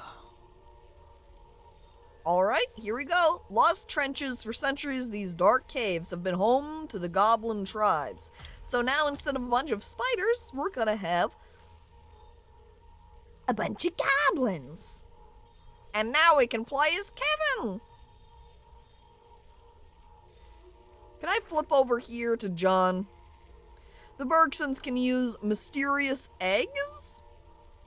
What? That they find in the lands of Morta to reset their abilities and rebuild their skill tree. Each reset will consume the mysterious egg.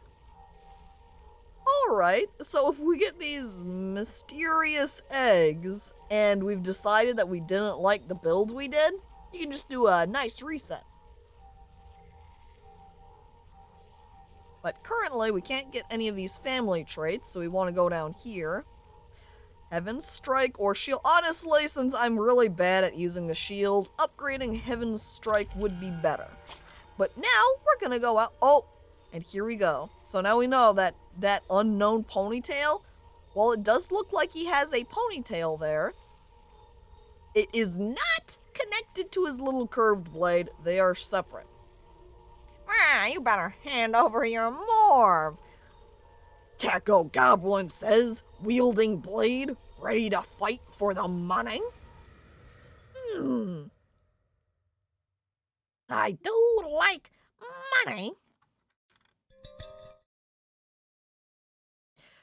is quick and stealthy. With each hit, he stacks Frenzy. The more Frenzy he has, the quicker his attacks become.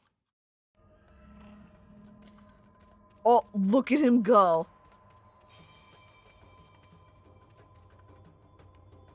He Naruto runs.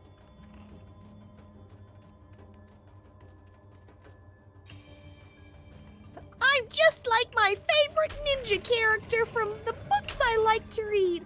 Oh boy, I love these dual daggers. Woohoo, hey!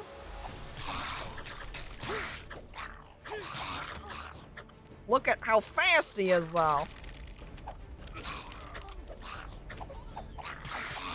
He attacks fast, too. But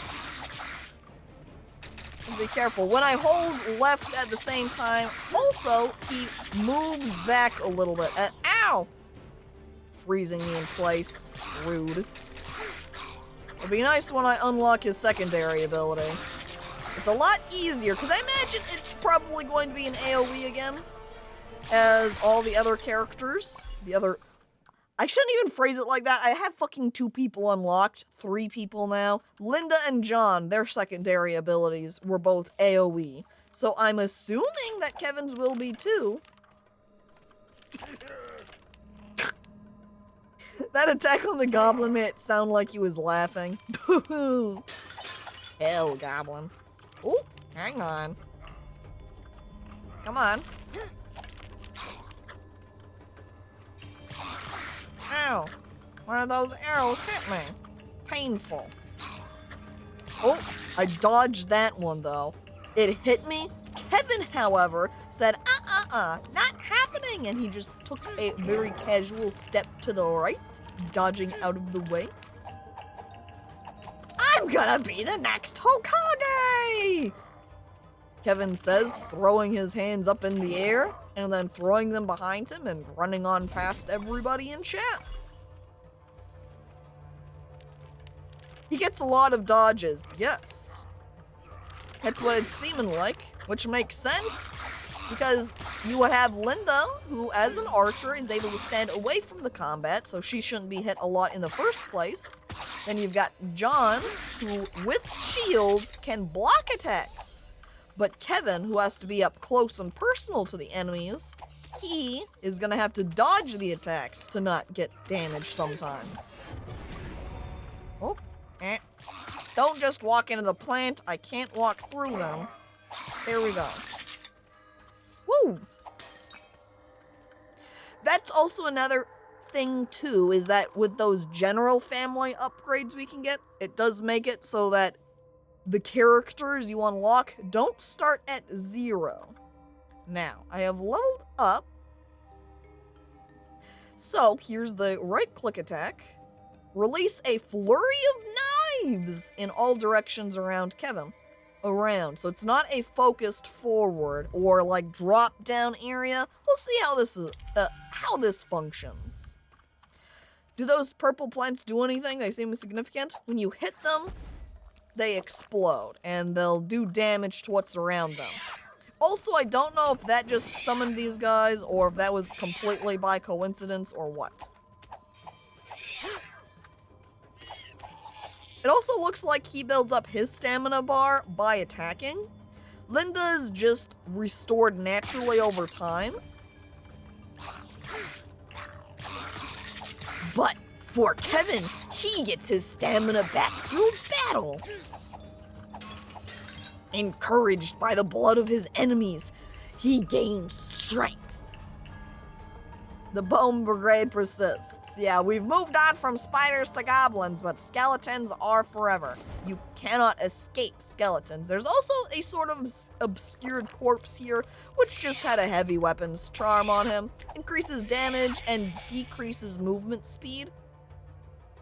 That seems like kind of a mixed bag for Kevin, who's all about being fast, but I do like damage.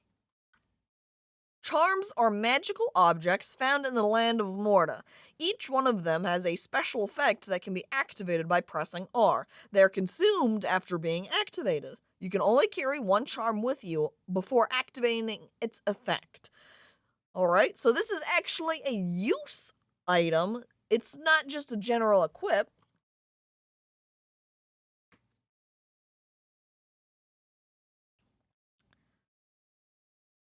And we can only use it the singular time, too. These sound like Bob's Burgers characters. What if they are? I mean, especially with the fact one of them is named Linda. That certainly is gonna add— oh my god, Jesus Christ. Did that level up I got earlier make him extremely fast? Or much faster than he previously was? He was already attacking fast, but Jesus Christ, look at Kevin go. Oh my god, Kevin. Look out, enemies. Kevin's here to slay you. Whap, whap, whap, whap, whap. Oh, see, and he dodged that one skeleton who attempted an attack. Pathetic. And then I throw out— oh. Well, there was my right-click attack. It seems like it's pretty close range. I'll have to try using it again. They said that as you attack, your attack speed goes up. They did say that, didn't they? Yeah, because now when I attack— slow. Though then again, my stamina is also empty. Maybe it's a mix of both. As my bar increases, that implies that I'm going to be able to attack faster. Oh! The further their quest proceeded, the more dangers there were to face. This is why Even you the don't dead live in a goblin no cavern. claim to peace anymore.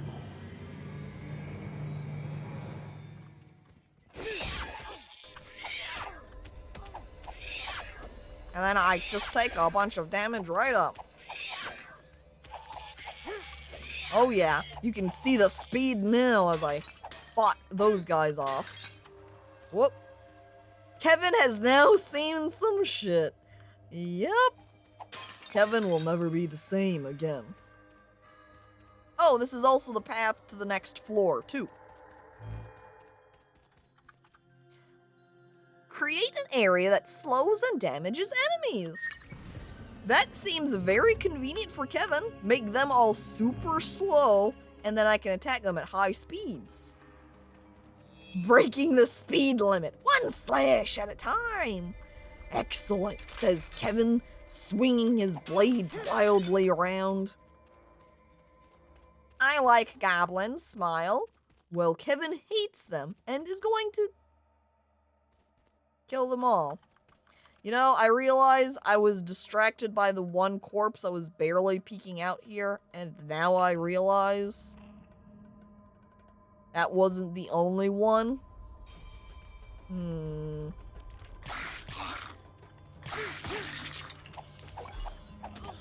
Ow.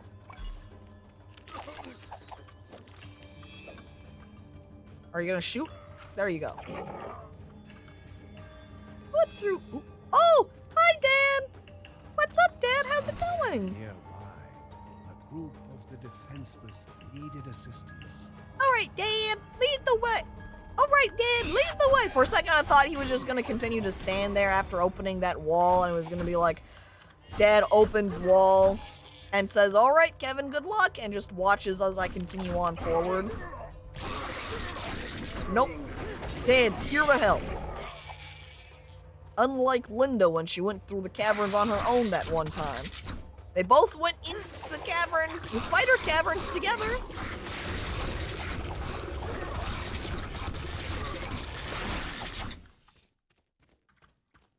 But John did not follow after. This is a llama. A little party of people with llama? Hey there. Those I pet the claimed llama. breaths, they got it out. Some locals were in danger. Hi, Dad. Health globes and rage globes are more effective. Ooh. So now if we get any of those health potions, they'll heal a little bit more. I also found a gemstone.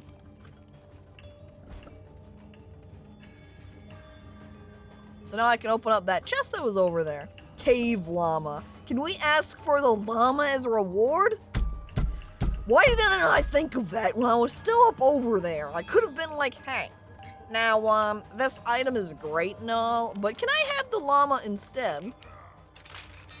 Too late now. I've already taken the item and I don't think they'd be willing to trade. You know, it's that no takesies backsies type rule. Play as the llama? What if we took the llama and rode it as a mount? Then I could be Kevin, a top llama, running around with his dual blades.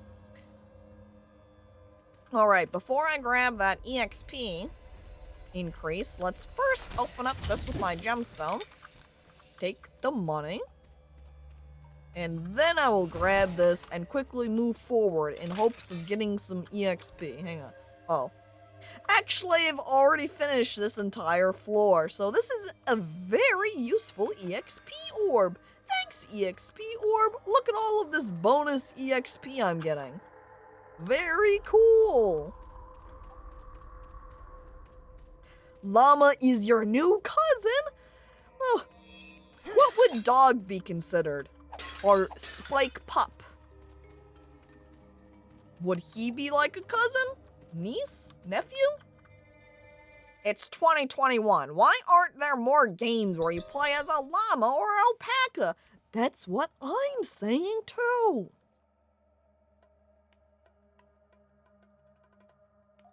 An uncle 'cause dog years? But Spike was still a little puppy, so I don't think he would be an uncle, right? It seems a little bit young. Also, the EXP orb continued onto this floor, so I should have kept moving, but nope, there it goes. Goodbye, bonus EXP.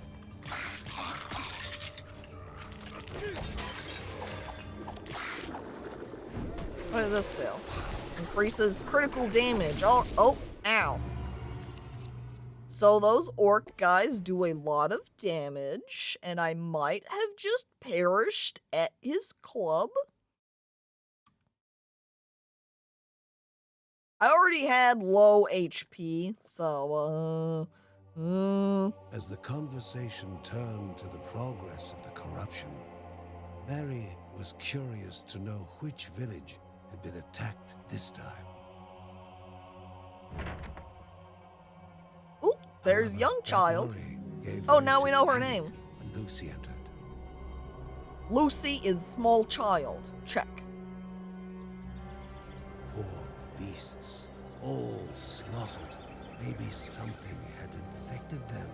The corruption was on their doorstep now. I mean, we have Spike, who seemed like he had a corruption wound there. Wait, animal shelter? Oh. It seemed like Kevin and Lucy discovered the animal pen that Uncle Ben had constructed sooner than they were supposed to.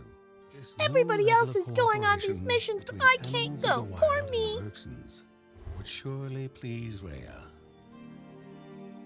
The Bergsons have decided to find another home for the animals besides their hearts. Animals can now be given treats at the shelter. Happy animals boost Bergsons in various ways. Oh my god. Chat, we've got some pets now.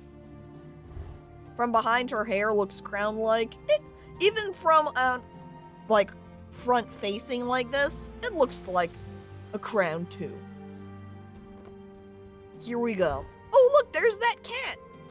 Bergsons can bring home the animals, the treats they collect in dungeons. Treated animals are delighted and boost the Bergsons. These animals seek shelter with the Bergsons. Selected animals' happiness level and the boost they provide can be viewed in this panel. Over here. Press space on unavailable animal to treat it. Treat menu. You can give treats to selected animals through this menu. Okay, we've got common animal treat and rare animal treat.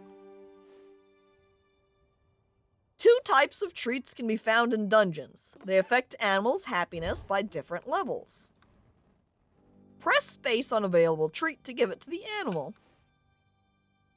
Specify the amount of the treat you desire to give to an animal by the arrow keys. If the amount of happiness level reaches a certain point, you will find the boost it provides below it. Alright, so if you provide enough, boom, that becomes +3 critical chance. Oh, space. I thought you said press face on an animal. Press face on an animal is like petting it, right?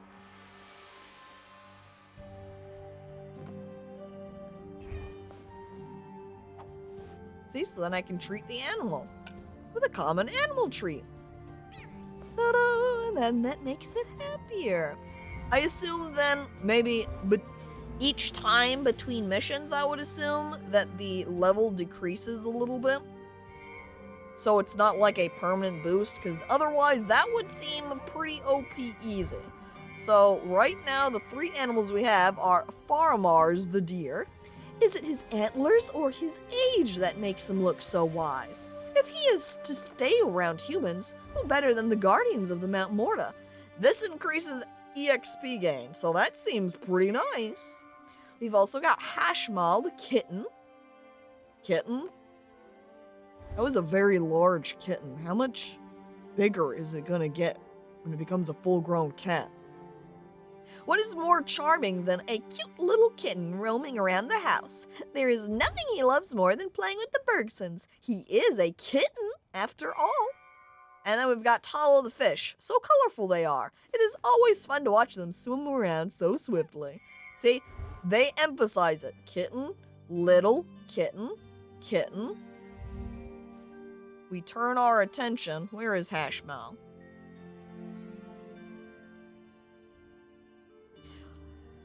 Alright, well, I was going to turn our attention to Hashmal because he was playing with Lucy earlier, and he was about the size of the wolf pup Spike, if not a little bit larger. And if that's how big he is as a kitten, it's going to be fucking huge when he's fully grown. Wow. That means we've got the animal shelter. We can't peek in here. We have 624 gold. So we can upgrade some more sets. We haven't unlocked anything else yet. And we do have the Book of Rhea. So we can increase the obelisk duration. I feel like just continuing to increase the general attributes probably a little bit more beneficial right now. So let's go ahead and just... yeah, increase their armor and offense. It looks like they want to have a conversation over here. Bandits had been preying on Anea Dia's pilgrims with unprecedented cruelty. Removing the evil would help those who had taken refuge in the caves. Ben had heard that the goblin's siblings' lair was somewhere in the lost trenches. The Bergsons had to deal with those two as soon as they could.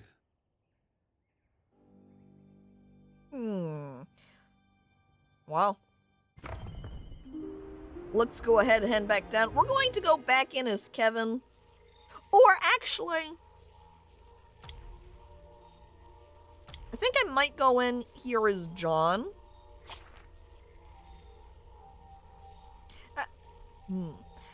Straight up, when we hit these levels, it just unlocks those skill points. So here we've got Of the Same Blood. Increase the max health of all family members. We move as one. The family that moves together stays together, increasing the entire family's movement speed. So we do want to play as Kevin again. That way we can unlock his family trait, or his first one here. That is, Kevin instructs the rest of the family on where the weakest parts of the enemy are, increasing the family's critical rate. So if we want to be able to unlock that, we're going to have to keep playing as Kevin. So, Kevin, out.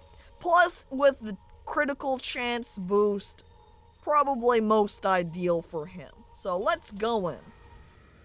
That's right, family-wide passives.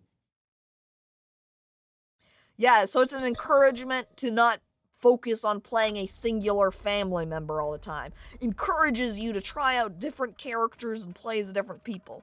Though at the same time, it's kind of a mix of, that is a nice encouragement, a way to have players want to play the different people. But at the same time, if you really don't like the play style, of some of the family members. If you want to get those unlocks, you have to play as them, and you're like, I really don't like playing Kevin very much, but if I want to get his family attributes, I have to play him. I could see that being kind of a downside. That goblin just shot out his arrow, and it totally targeted onto me too. I like that I can move around as I attack. It looks humorous. Just wah, wah, wah. Strongly reduces damage taken for a limited duration. Ooh. Oh, okay. Animal treat. Got it. Take the obelisk. Continue.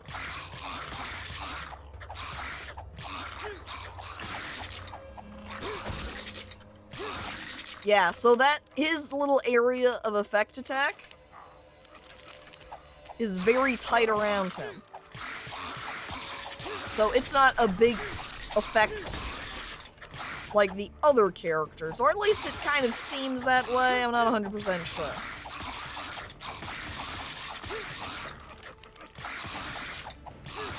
Alright, I kind of want to keep an eye mainly on the arrows being thrown or shot out by the goblins. I feel like that's the main kind of source of attack. Now something, is this green guy? Yeah.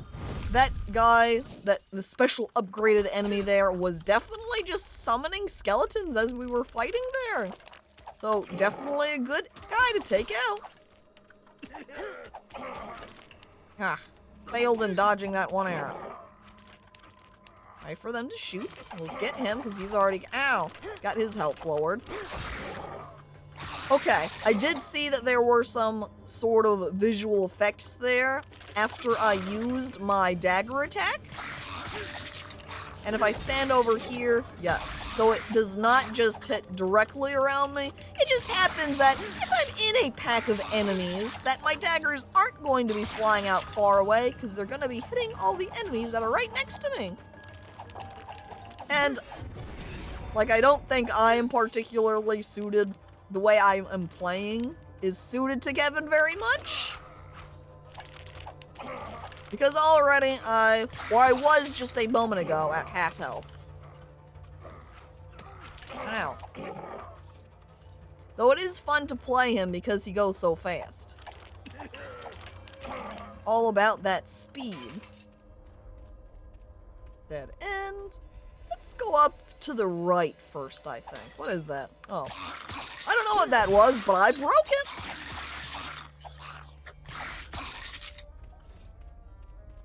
Whatever sort of decoration that they were putting up in here, just kind of cast my gaze over at it and was like, I don't like the aesthetic that this adds.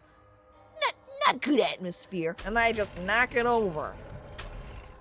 I hope the snacks are common so the pets get to be happy often. I would agree with that sentiment. I want my animals back at home to be happy. I don't want them sad.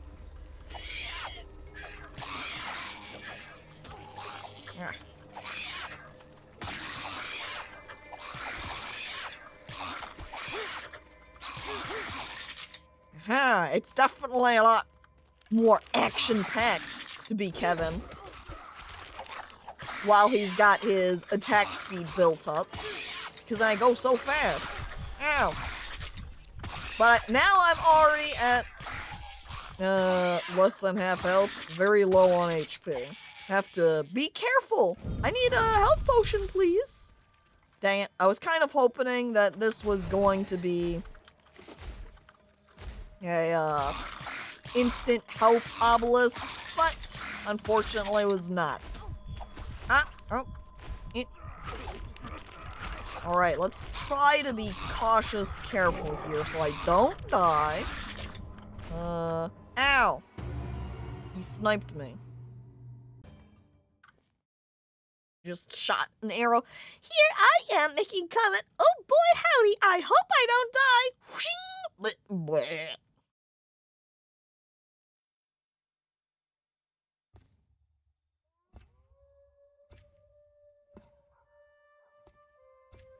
Wait, is that Mark? They kept talking about older brother. While painful for a mother to see her son in sickness, Oh was no. still better than missing him for so long. Mary knew that she would make caring for Mark her mission.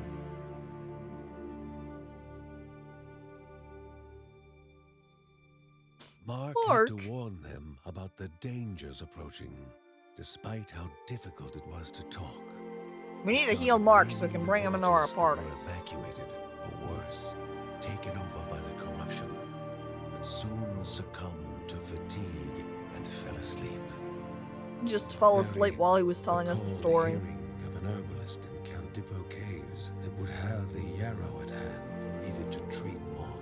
The Bergsons would once again need to brave the treacherous caves in search of the herbalist. I mean, we were needing the herbalist for the dog too, anyway. Maybe what we should do is run through the spider caverns again? See? Look at how big this kitten is compared to Lucy. Goddamn giant. Stay alive, dear brother. We'll find your cure. Linda. Ugh. The girl with the arrows looked like Caco. Which arrow girl? This one? She does have the greenish eyes. Her hair is a little bit dark, though.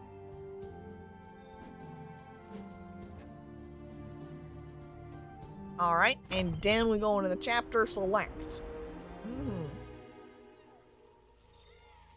I wonder if there is a reason. I shouldn't phrase it quite like that. I wonder, because we went through the Silk Caverns twice, on that second run through, there were different areas and we got different little cutscenes. I wonder if going through it again after beating the spider boss, we would find different areas and unlock different things from it.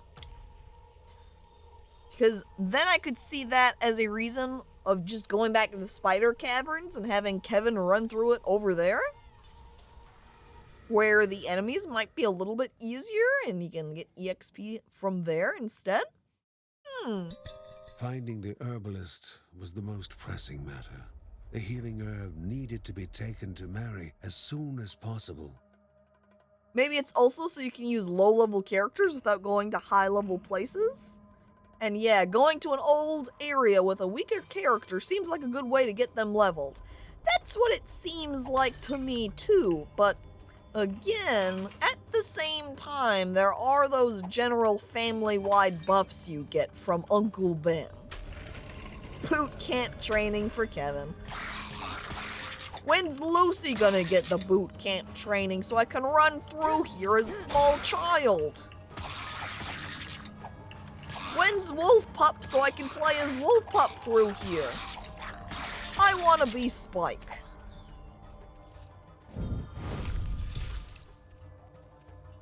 Nothing. I should utilize these more too, though they're easiest when I am Linda, and I don't have to be next to them when I hit them. I can hit them from a range. Come back here. Stop that. There we go. Find a weapon small enough for them first. Oh my god. You know what? I wonder if I could give a dagger to Spike, the dog, and have him battle with Knife. He can be the sword dog. Just like, what was it? Sif from Dark Souls? There's another game that I need to play as Dark Souls. I haven't played it before. Oh, no, actually that's incorrect. There was one time where I played through a very small section of Dark Souls, because we have it for PlayStation. I don't recall if I played the first or the second, though. I do believe we have. I'm working through my thoughts as I'm talking about this, because since I haven't played them, I'm not 100% sure which ones we have, if we have all of them, if we still have them all, or if they've gotten traded in or the like over time. I'm not entirely sure. I know we at least have some of the Dark Souls, Demon Souls, and we definitely have Bloodborne, because my sister played through that definitely. She was big Bloodborne fan. Did anyone play the ARPG version of Baldur's Gate on PS2? I know that I did not do that. I do know, I believe there was a Baldur's Gate for the GameCube. And I didn't play very much of it, but I definitely remember playing it. And I do remember liking it. Sitting around, I'm pretty sure in my GOG library, I've got Baldur's Gate also. Silently sitting, waiting to be played at some point.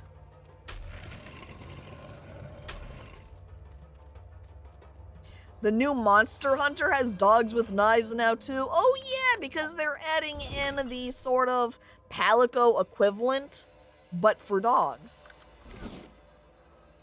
Man, already we've gotten more gemstones here on this level. Gotten them so much faster this time. What is that? What is that about?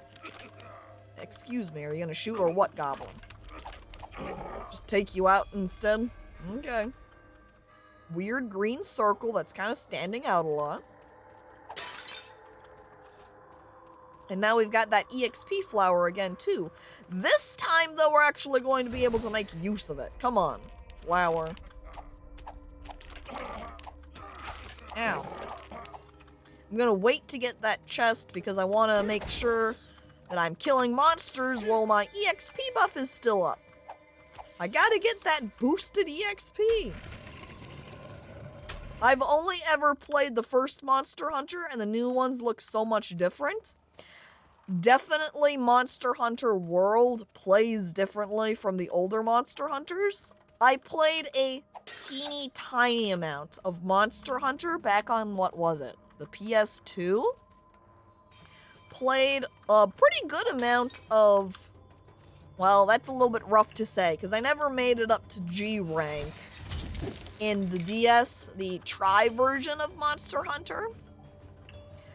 I played a fair amount of Monster Hunter 4 Universe, I think it was, MH4U, because I remember Googling it, so I could look up information.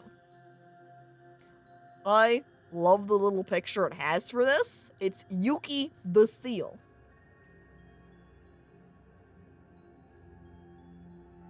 Monster Hunter World is very beginner-friendly compared to the older ones. Also, for me, Monster Hunter World felt like it was faster-paced because of the fact that you can run around while drinking the potions. All of the world areas are connected, and you don't have loading screens that separate them. So it makes it feel more consistent in action? I'm not sure how to phrase that exactly, but since in the past Monster Hunters you could just dive to a different map to escape the enemy pretty much, whereas he almost lingered a little bit more, or it feels that way in World, because again, of the way that the worlds are, the areas are all connected in World.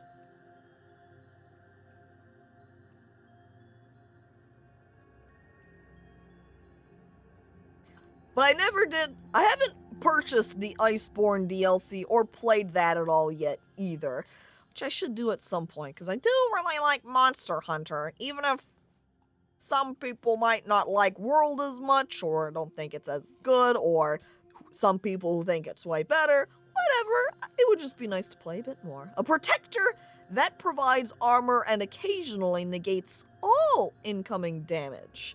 This sounds very convenient for me, and it's also just a general passive item too, so that's nice. Not something I need to activate. Let's look at the map. I've actually already explored everywhere. However, oh, and I've opened all the chests, and I still have a gemstone left, so that's good.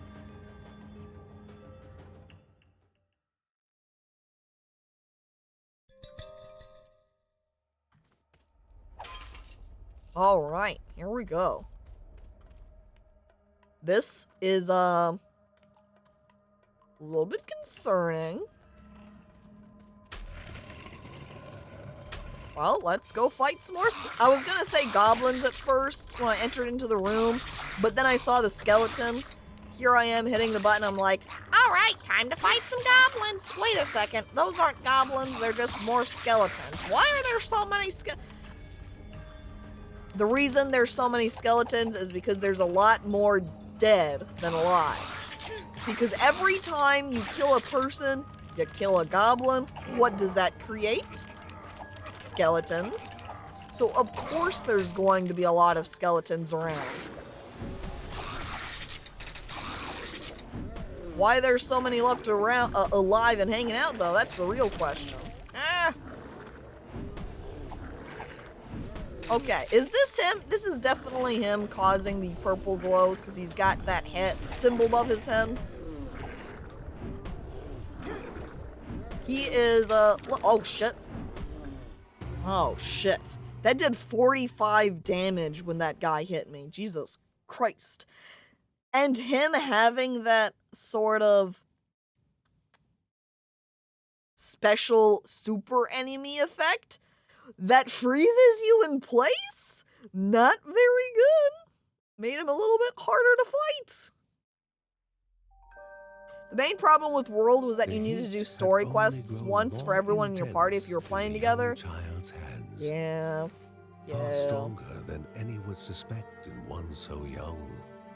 Her training could no longer be just a pastime, for fire was a dangerous friend. Oh shit, are we gonna unlock Lucy?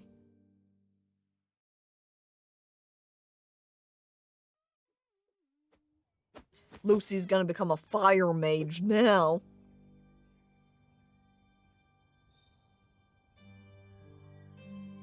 Oh, hang on. Here we go. Grandma's got something to say. She knew where it was coming from. Her ancestors had spoken of such corruption flooding down the mountain.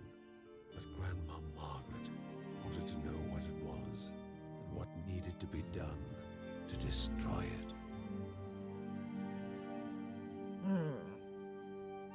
Anyone else got something to say?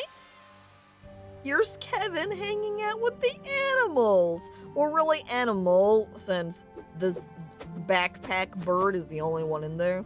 Everyone else is hanging out outside or somewhere else. Yeah.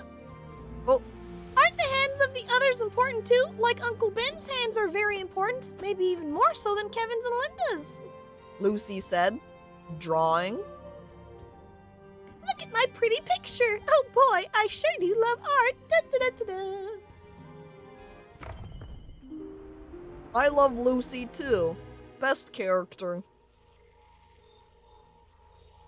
Well, maybe we'll try running through the Silk Caverns as Kevin. Also, that's probably who this is right here.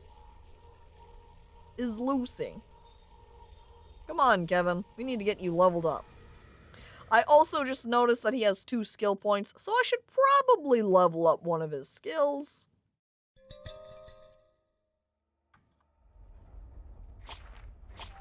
Okay.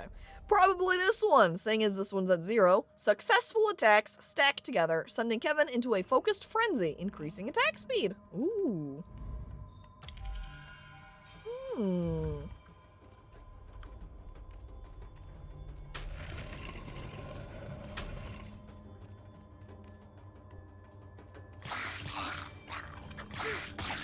Yep. Clearly the way to start fighting is do careful approach attack so I can build up my attack speed and then I go in harder.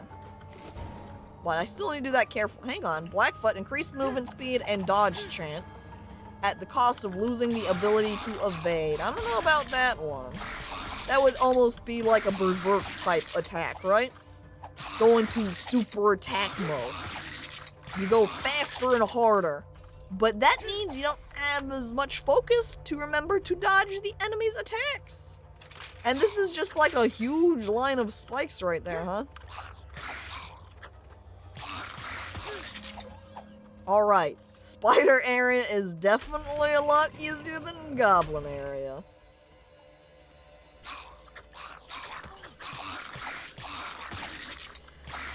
And you know, you're right. One of those silhouettes did look like he was holding a hammer. And Uncle Ben does have a hammer. This is incredibly suspicious. Big water pit.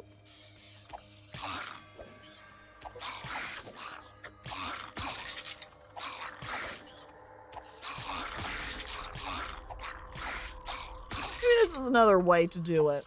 Like, circle around them as I attack?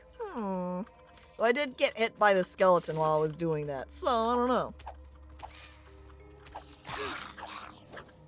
Also, something that I do like about Children of Morta here is that when you die, you do bring all of the gold you made back to the base with you. You don't just lose it all.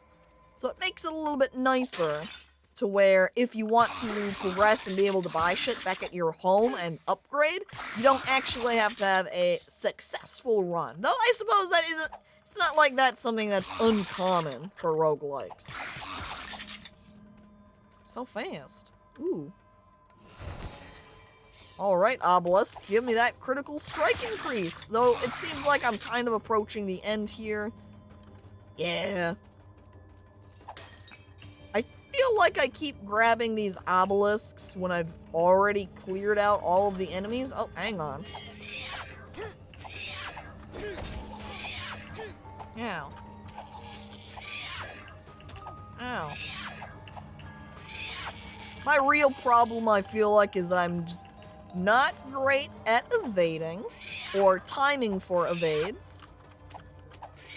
So when I play as Kevin, who doesn't have his shields fall back, and Linda, who's able to attack from a range, makes it so I just end up taking more damage. Ho hum.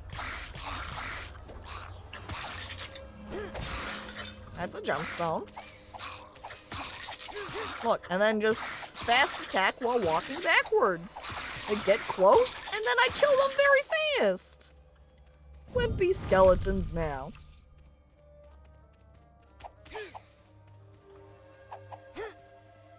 Is that a big mud puppy? Did something peek out of the waters there?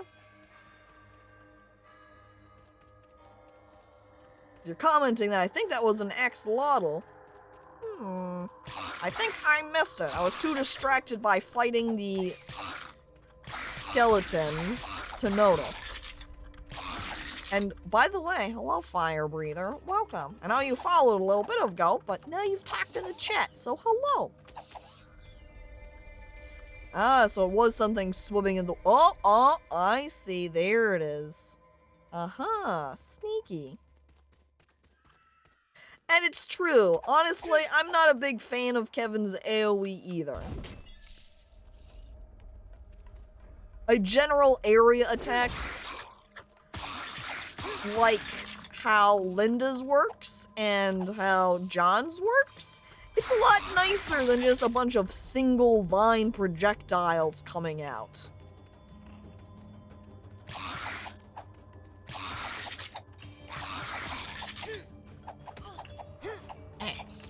There we go. I do love, though, goddamn, how fast you attack as Kevin when you build up his, bar. You just, like, look at him go. Edgy Naruto running dual blader attacks at lightning speeds. And look at all the gold he gets, too. Having a bad day, kitty. Well, I hope, since you said thank you and chat for making me feel a little bit better, well, I hope you continue to feel better. And there's that goddamn axe again. Attack speed is addicting, you always want more, I know. Honestly, critical attack and attack speed type builds are always often a lot of fun because you're like, look at how fast I go. Ooh, look at that monumentally large attack damage I just did thanks to that critical strike. Though I do like builds too that are slower and do big hit damage in single blows. Those are always fun because then you walk up to the little weakling creature, hold up your big giant hammer and just swing it down upon them, crushing them in a single strike, and you're like, yes, there is the power. One-shotting enemies is so satisfying, it's true. Even if you're fighting little pathetic weakling enemies, taking them down in that single hit, mwah, it always feels so good. You're like, I'm powerful! Watch me as I defeat level 1 enemy with my single strike! You say at level 100. Let me show off to my friends just how powerful I am, you say, going into the beginner dungeon at max level. Just one solid whack, that's right. Painsaw loves dealing the death of 1,000 cuts. I mean, since you are a Painsaw, right? Alright, and now we've got EXP bonus. A treasure rested above them, Oh. locked behind chance and memory. They needed to place foot upon stone. If silence reigned, they could continue on. But if alarms were to ring, they had to begin anew. Okay, here we go then. So it does not start with the right button then.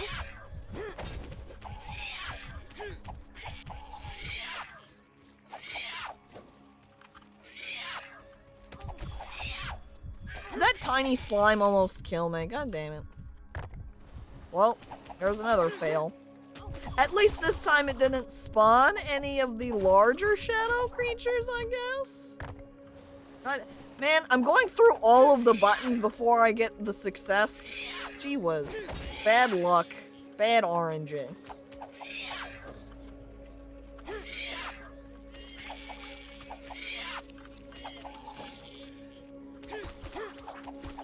Alright, clear them out. Last one. There we go. See, I had to go through all of the buttons first. Well, I'm going for third. Nope, that's not it. This area is gonna take so much time. Alright. This button. That button. They all go in order. Oh my god.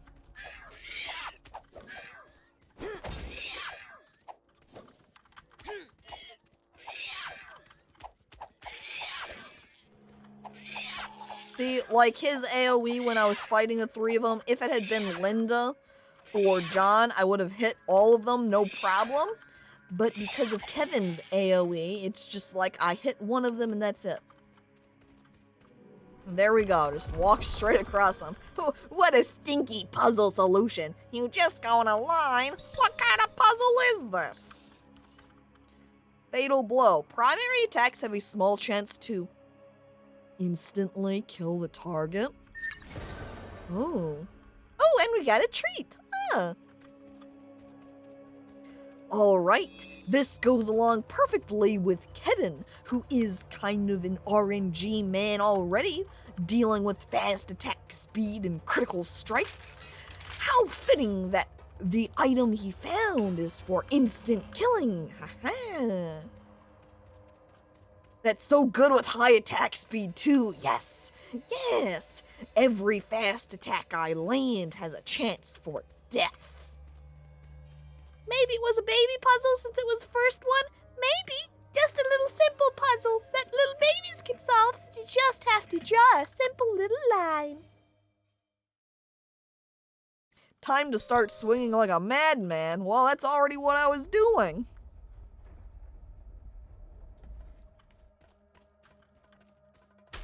Yep. Nothing here in this main area, so we'll just continue on. I leveled up, by the way. I have. What should I put the points into? Well, actually, that shouldn't even be a question. Because his AoE fucking sucks, I'm getting it on the Frenzy attack. Or Frenzy skill. And now we've unlocked his family trait now. So now we don't have to play him again for a little bit. We'll put Kevin on standby. And I'll play other characters for a little while.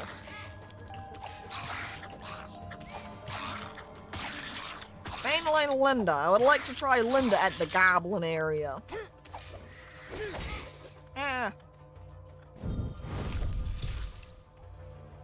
You know, though, that's primary. That instant kill was on primary attacks only. I was gonna make a comment of, oh, you know what? It's not so bad since my secondary attack, my AoE.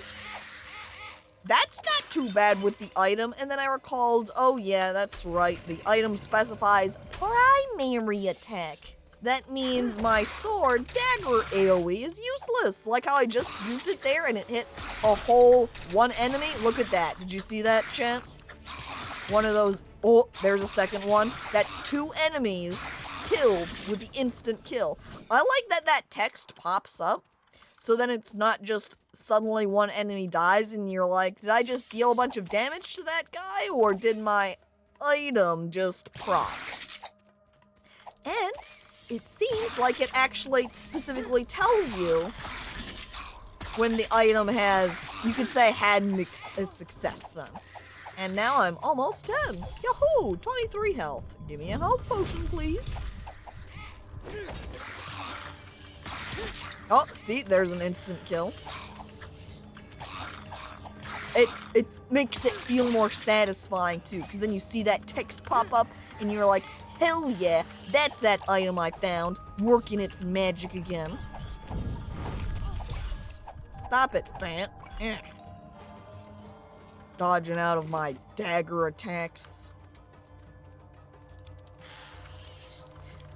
Yeah, it does feel like for a lot of games when you have items of that nature that are like, if you hit enemy, it will instantly kill them with some chance. And then you're always wondering, all right, how often is this actually working? Did I just normally kill the enemy? Did somebody else, if I happen to be in you know, a group, did they kill it? I'm not entirely sure. So is this item worth it at all? Who knows? Whereas here, because it says instant kills, you're like, yes. Yes. It did the thing. I like it when it does the thing.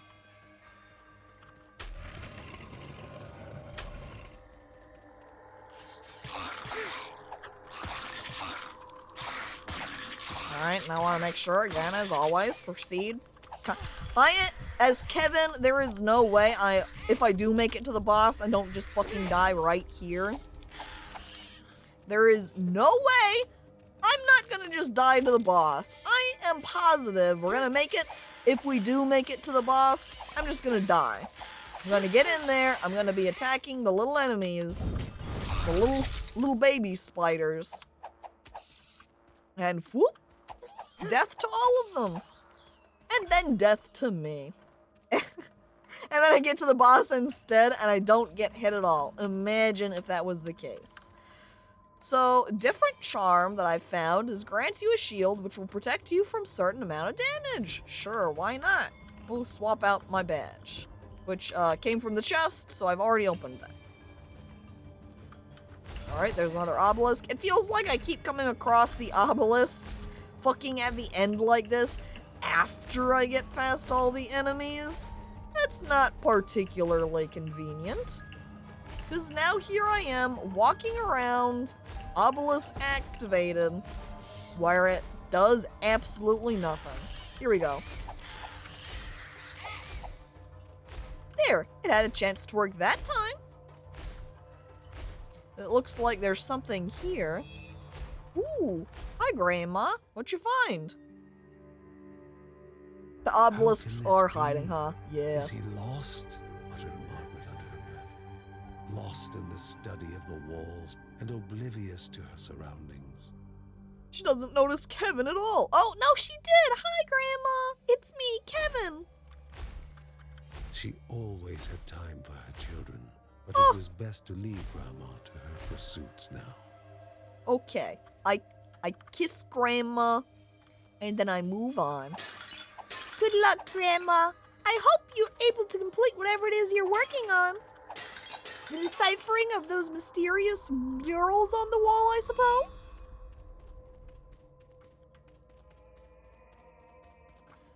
And I've got down here There's a little path to the right I can go. Granny is great, it's true. You think the character that was on the left in that little family setup? For the player The select. shopkeep said he would like to offer a discount for his rescue, but there have not been many customers lately. You know what you get when you're in prison jail? Don't get customers. What if I just throw you back in there?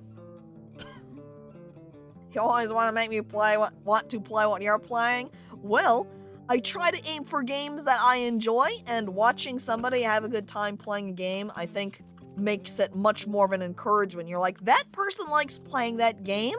I want to play a game too and have a good time. I feel like that's sort of what happens there. Yeah, you think Granny is an option? I feel like the lady that was on the left that was holding that tall spear might be Grandma.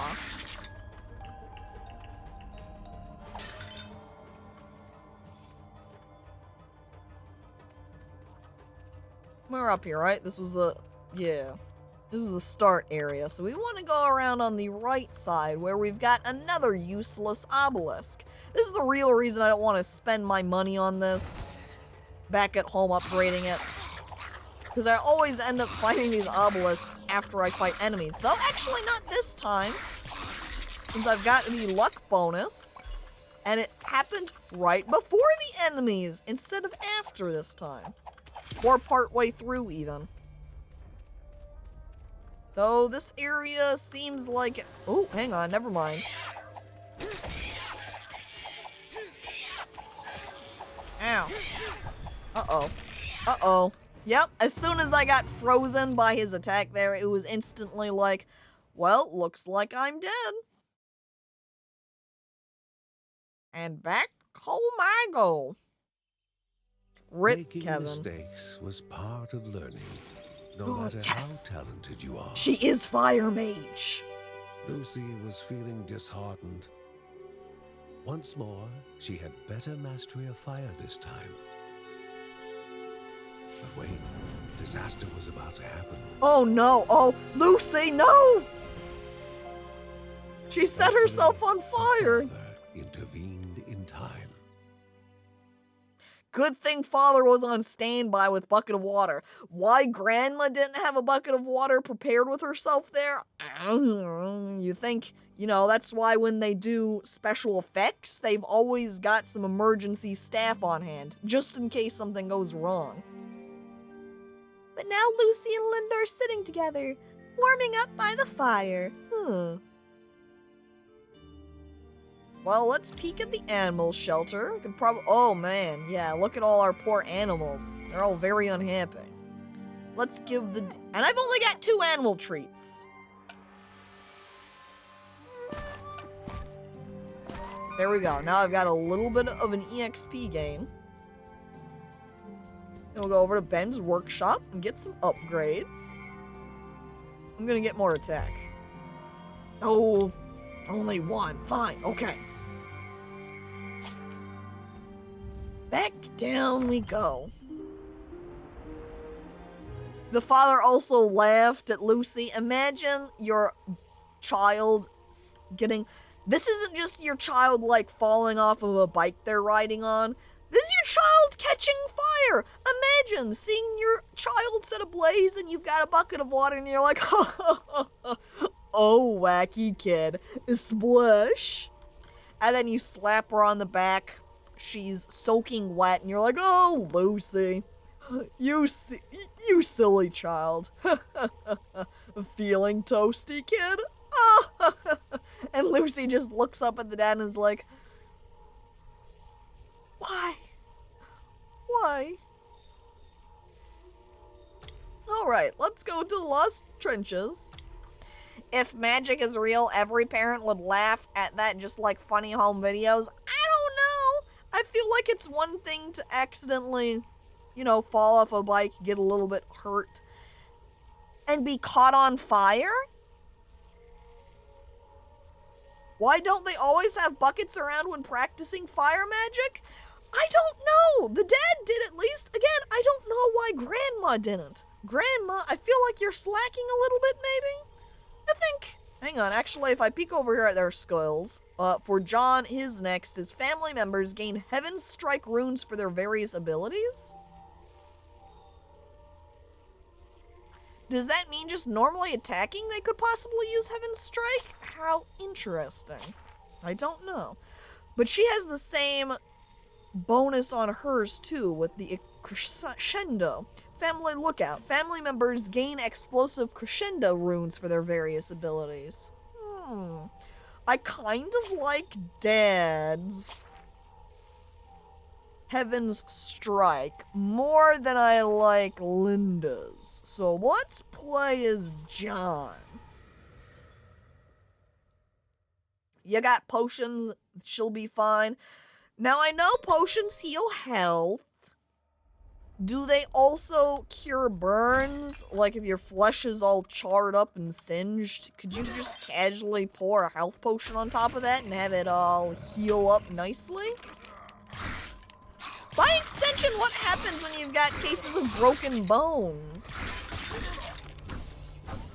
Something I haven't thought about.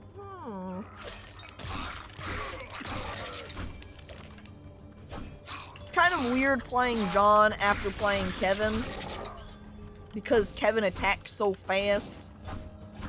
Then you get John and he's like whoosh, whoosh, whoosh. He's not slow, but he's no Kevin.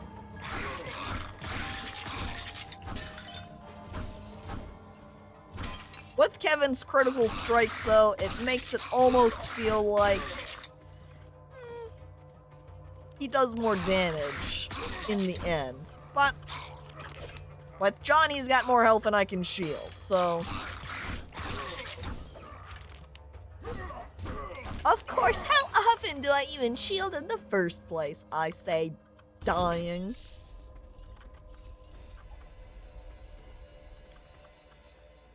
Depends on the setting, I guess. Some make them crazy and twist bones back into place, making them painful. Yeah, it's all about what sort of fiction you're reading, because ultimately, healing burns, healing bones, whatnot. Depending on what sort of fictional source you're reading, they're gonna have it work differently. You might have one where it's like, sorry, while you can heal cuts and scratches, bones are a little bit too complex. And so as a result, you can't heal bones with magic or potions. Just doesn't work that way. Whereas in some other piece of fiction, it might be like, oh yeah, bones, pff, child's play. Here's a bone cure potion, drink it up and you'll be fine.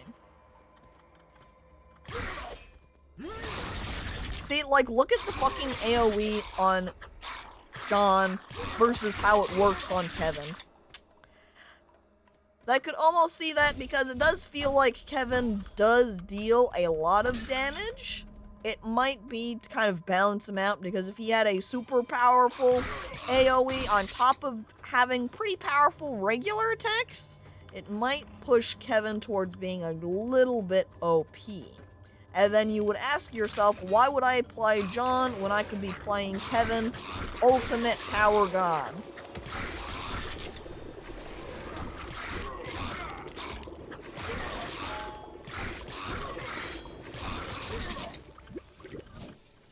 Look, I've already got 2 gemstones too. Ow, stop it with the arrows. Fucking goblins. At least I've got a potion down there I can drink. Kevin, the ultimate gamer. I look over at Kevin, giving him a thumbs up. You're pretty pug, my dude. Throw a trap that weakens enemies who enter it. I wonder what that's gonna be like.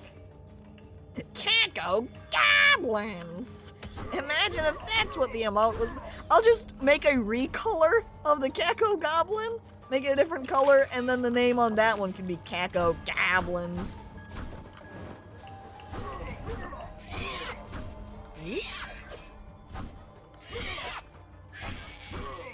Kill him.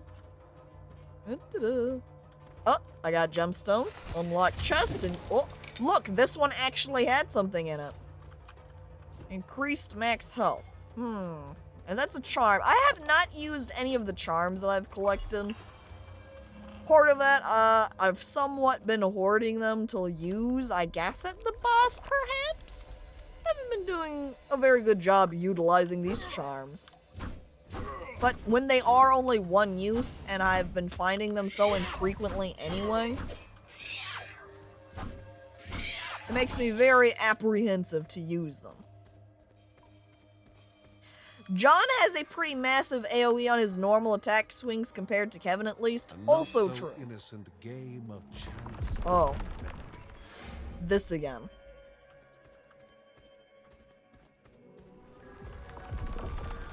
The solution was the same. Line puzzle. Thanks for the treats. I leave the room. If it just increases max HP, maybe it lasts forever. I'm pretty sure, or at least it sounded like with the way it described these charm pieces, that they were only temporary.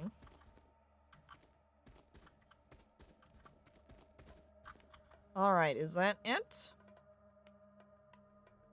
Yeah, so we're... I believe it was up over here for... No, it was the... Right. It's that red gem. We're moving on.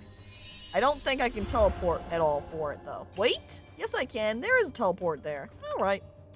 Down I go. At least you didn't have to try all the solutions for that puzzle again. Honestly, I was thinking the same thing. So while I might have gotten the exact same solution, that at least means I didn't have to do any random guessing again. Alright, and so we continue on. Alright, focusing on the yellow guy, preferably. Oh yeah, I've also got that Q too, that I unlocked. Alright, so this guy is summoning enemies. There are so many skeletons he's bringing up, Jesus Christ. And now I am dead.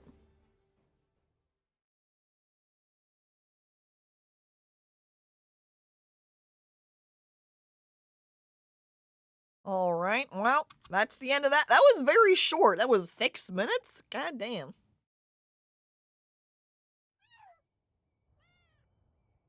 If Father hadn't gotten to her in time, this little pixie would have been hurt.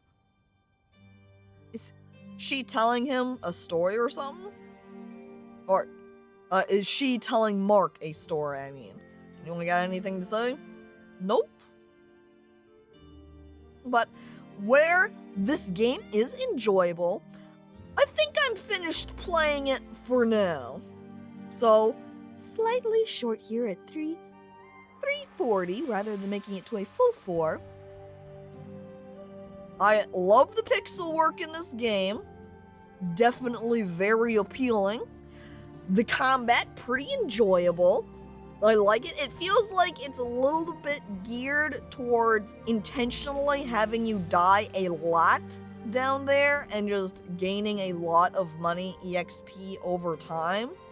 So, almost like it's intentioned for you to go down into the dungeons and not be able to complete the caves, or not really intending you to complete the caves, or whatever other level you're doing, the first time around. So you go in, you get stuff, you die, you upgrade, that way the next time is easier. That feels a little bit what the cycle is, versus, say, some other roguelikes, where it's all about a singular run-through, that where you might buy some upgrades to make it future runs a little bit different, but not necessarily easier, you could say.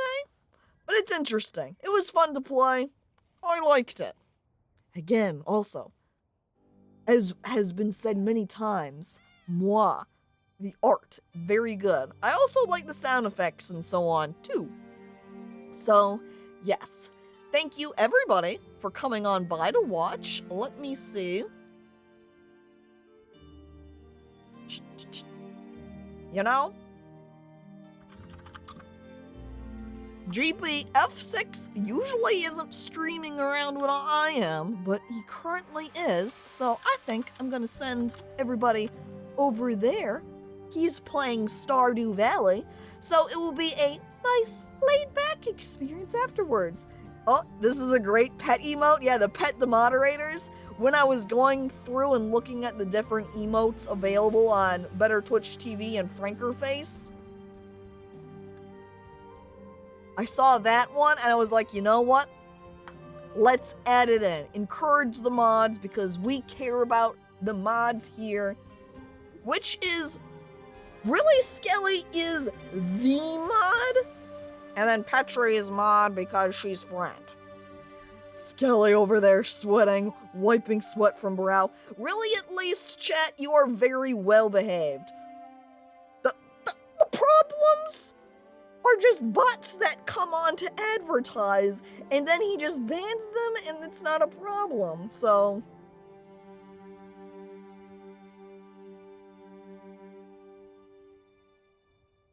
Chat, mods are kinda yum. Don't eat the mods. Be nice to the mods. Pet the mods. Wow, okay, Petri, you've got the friend status. Come on.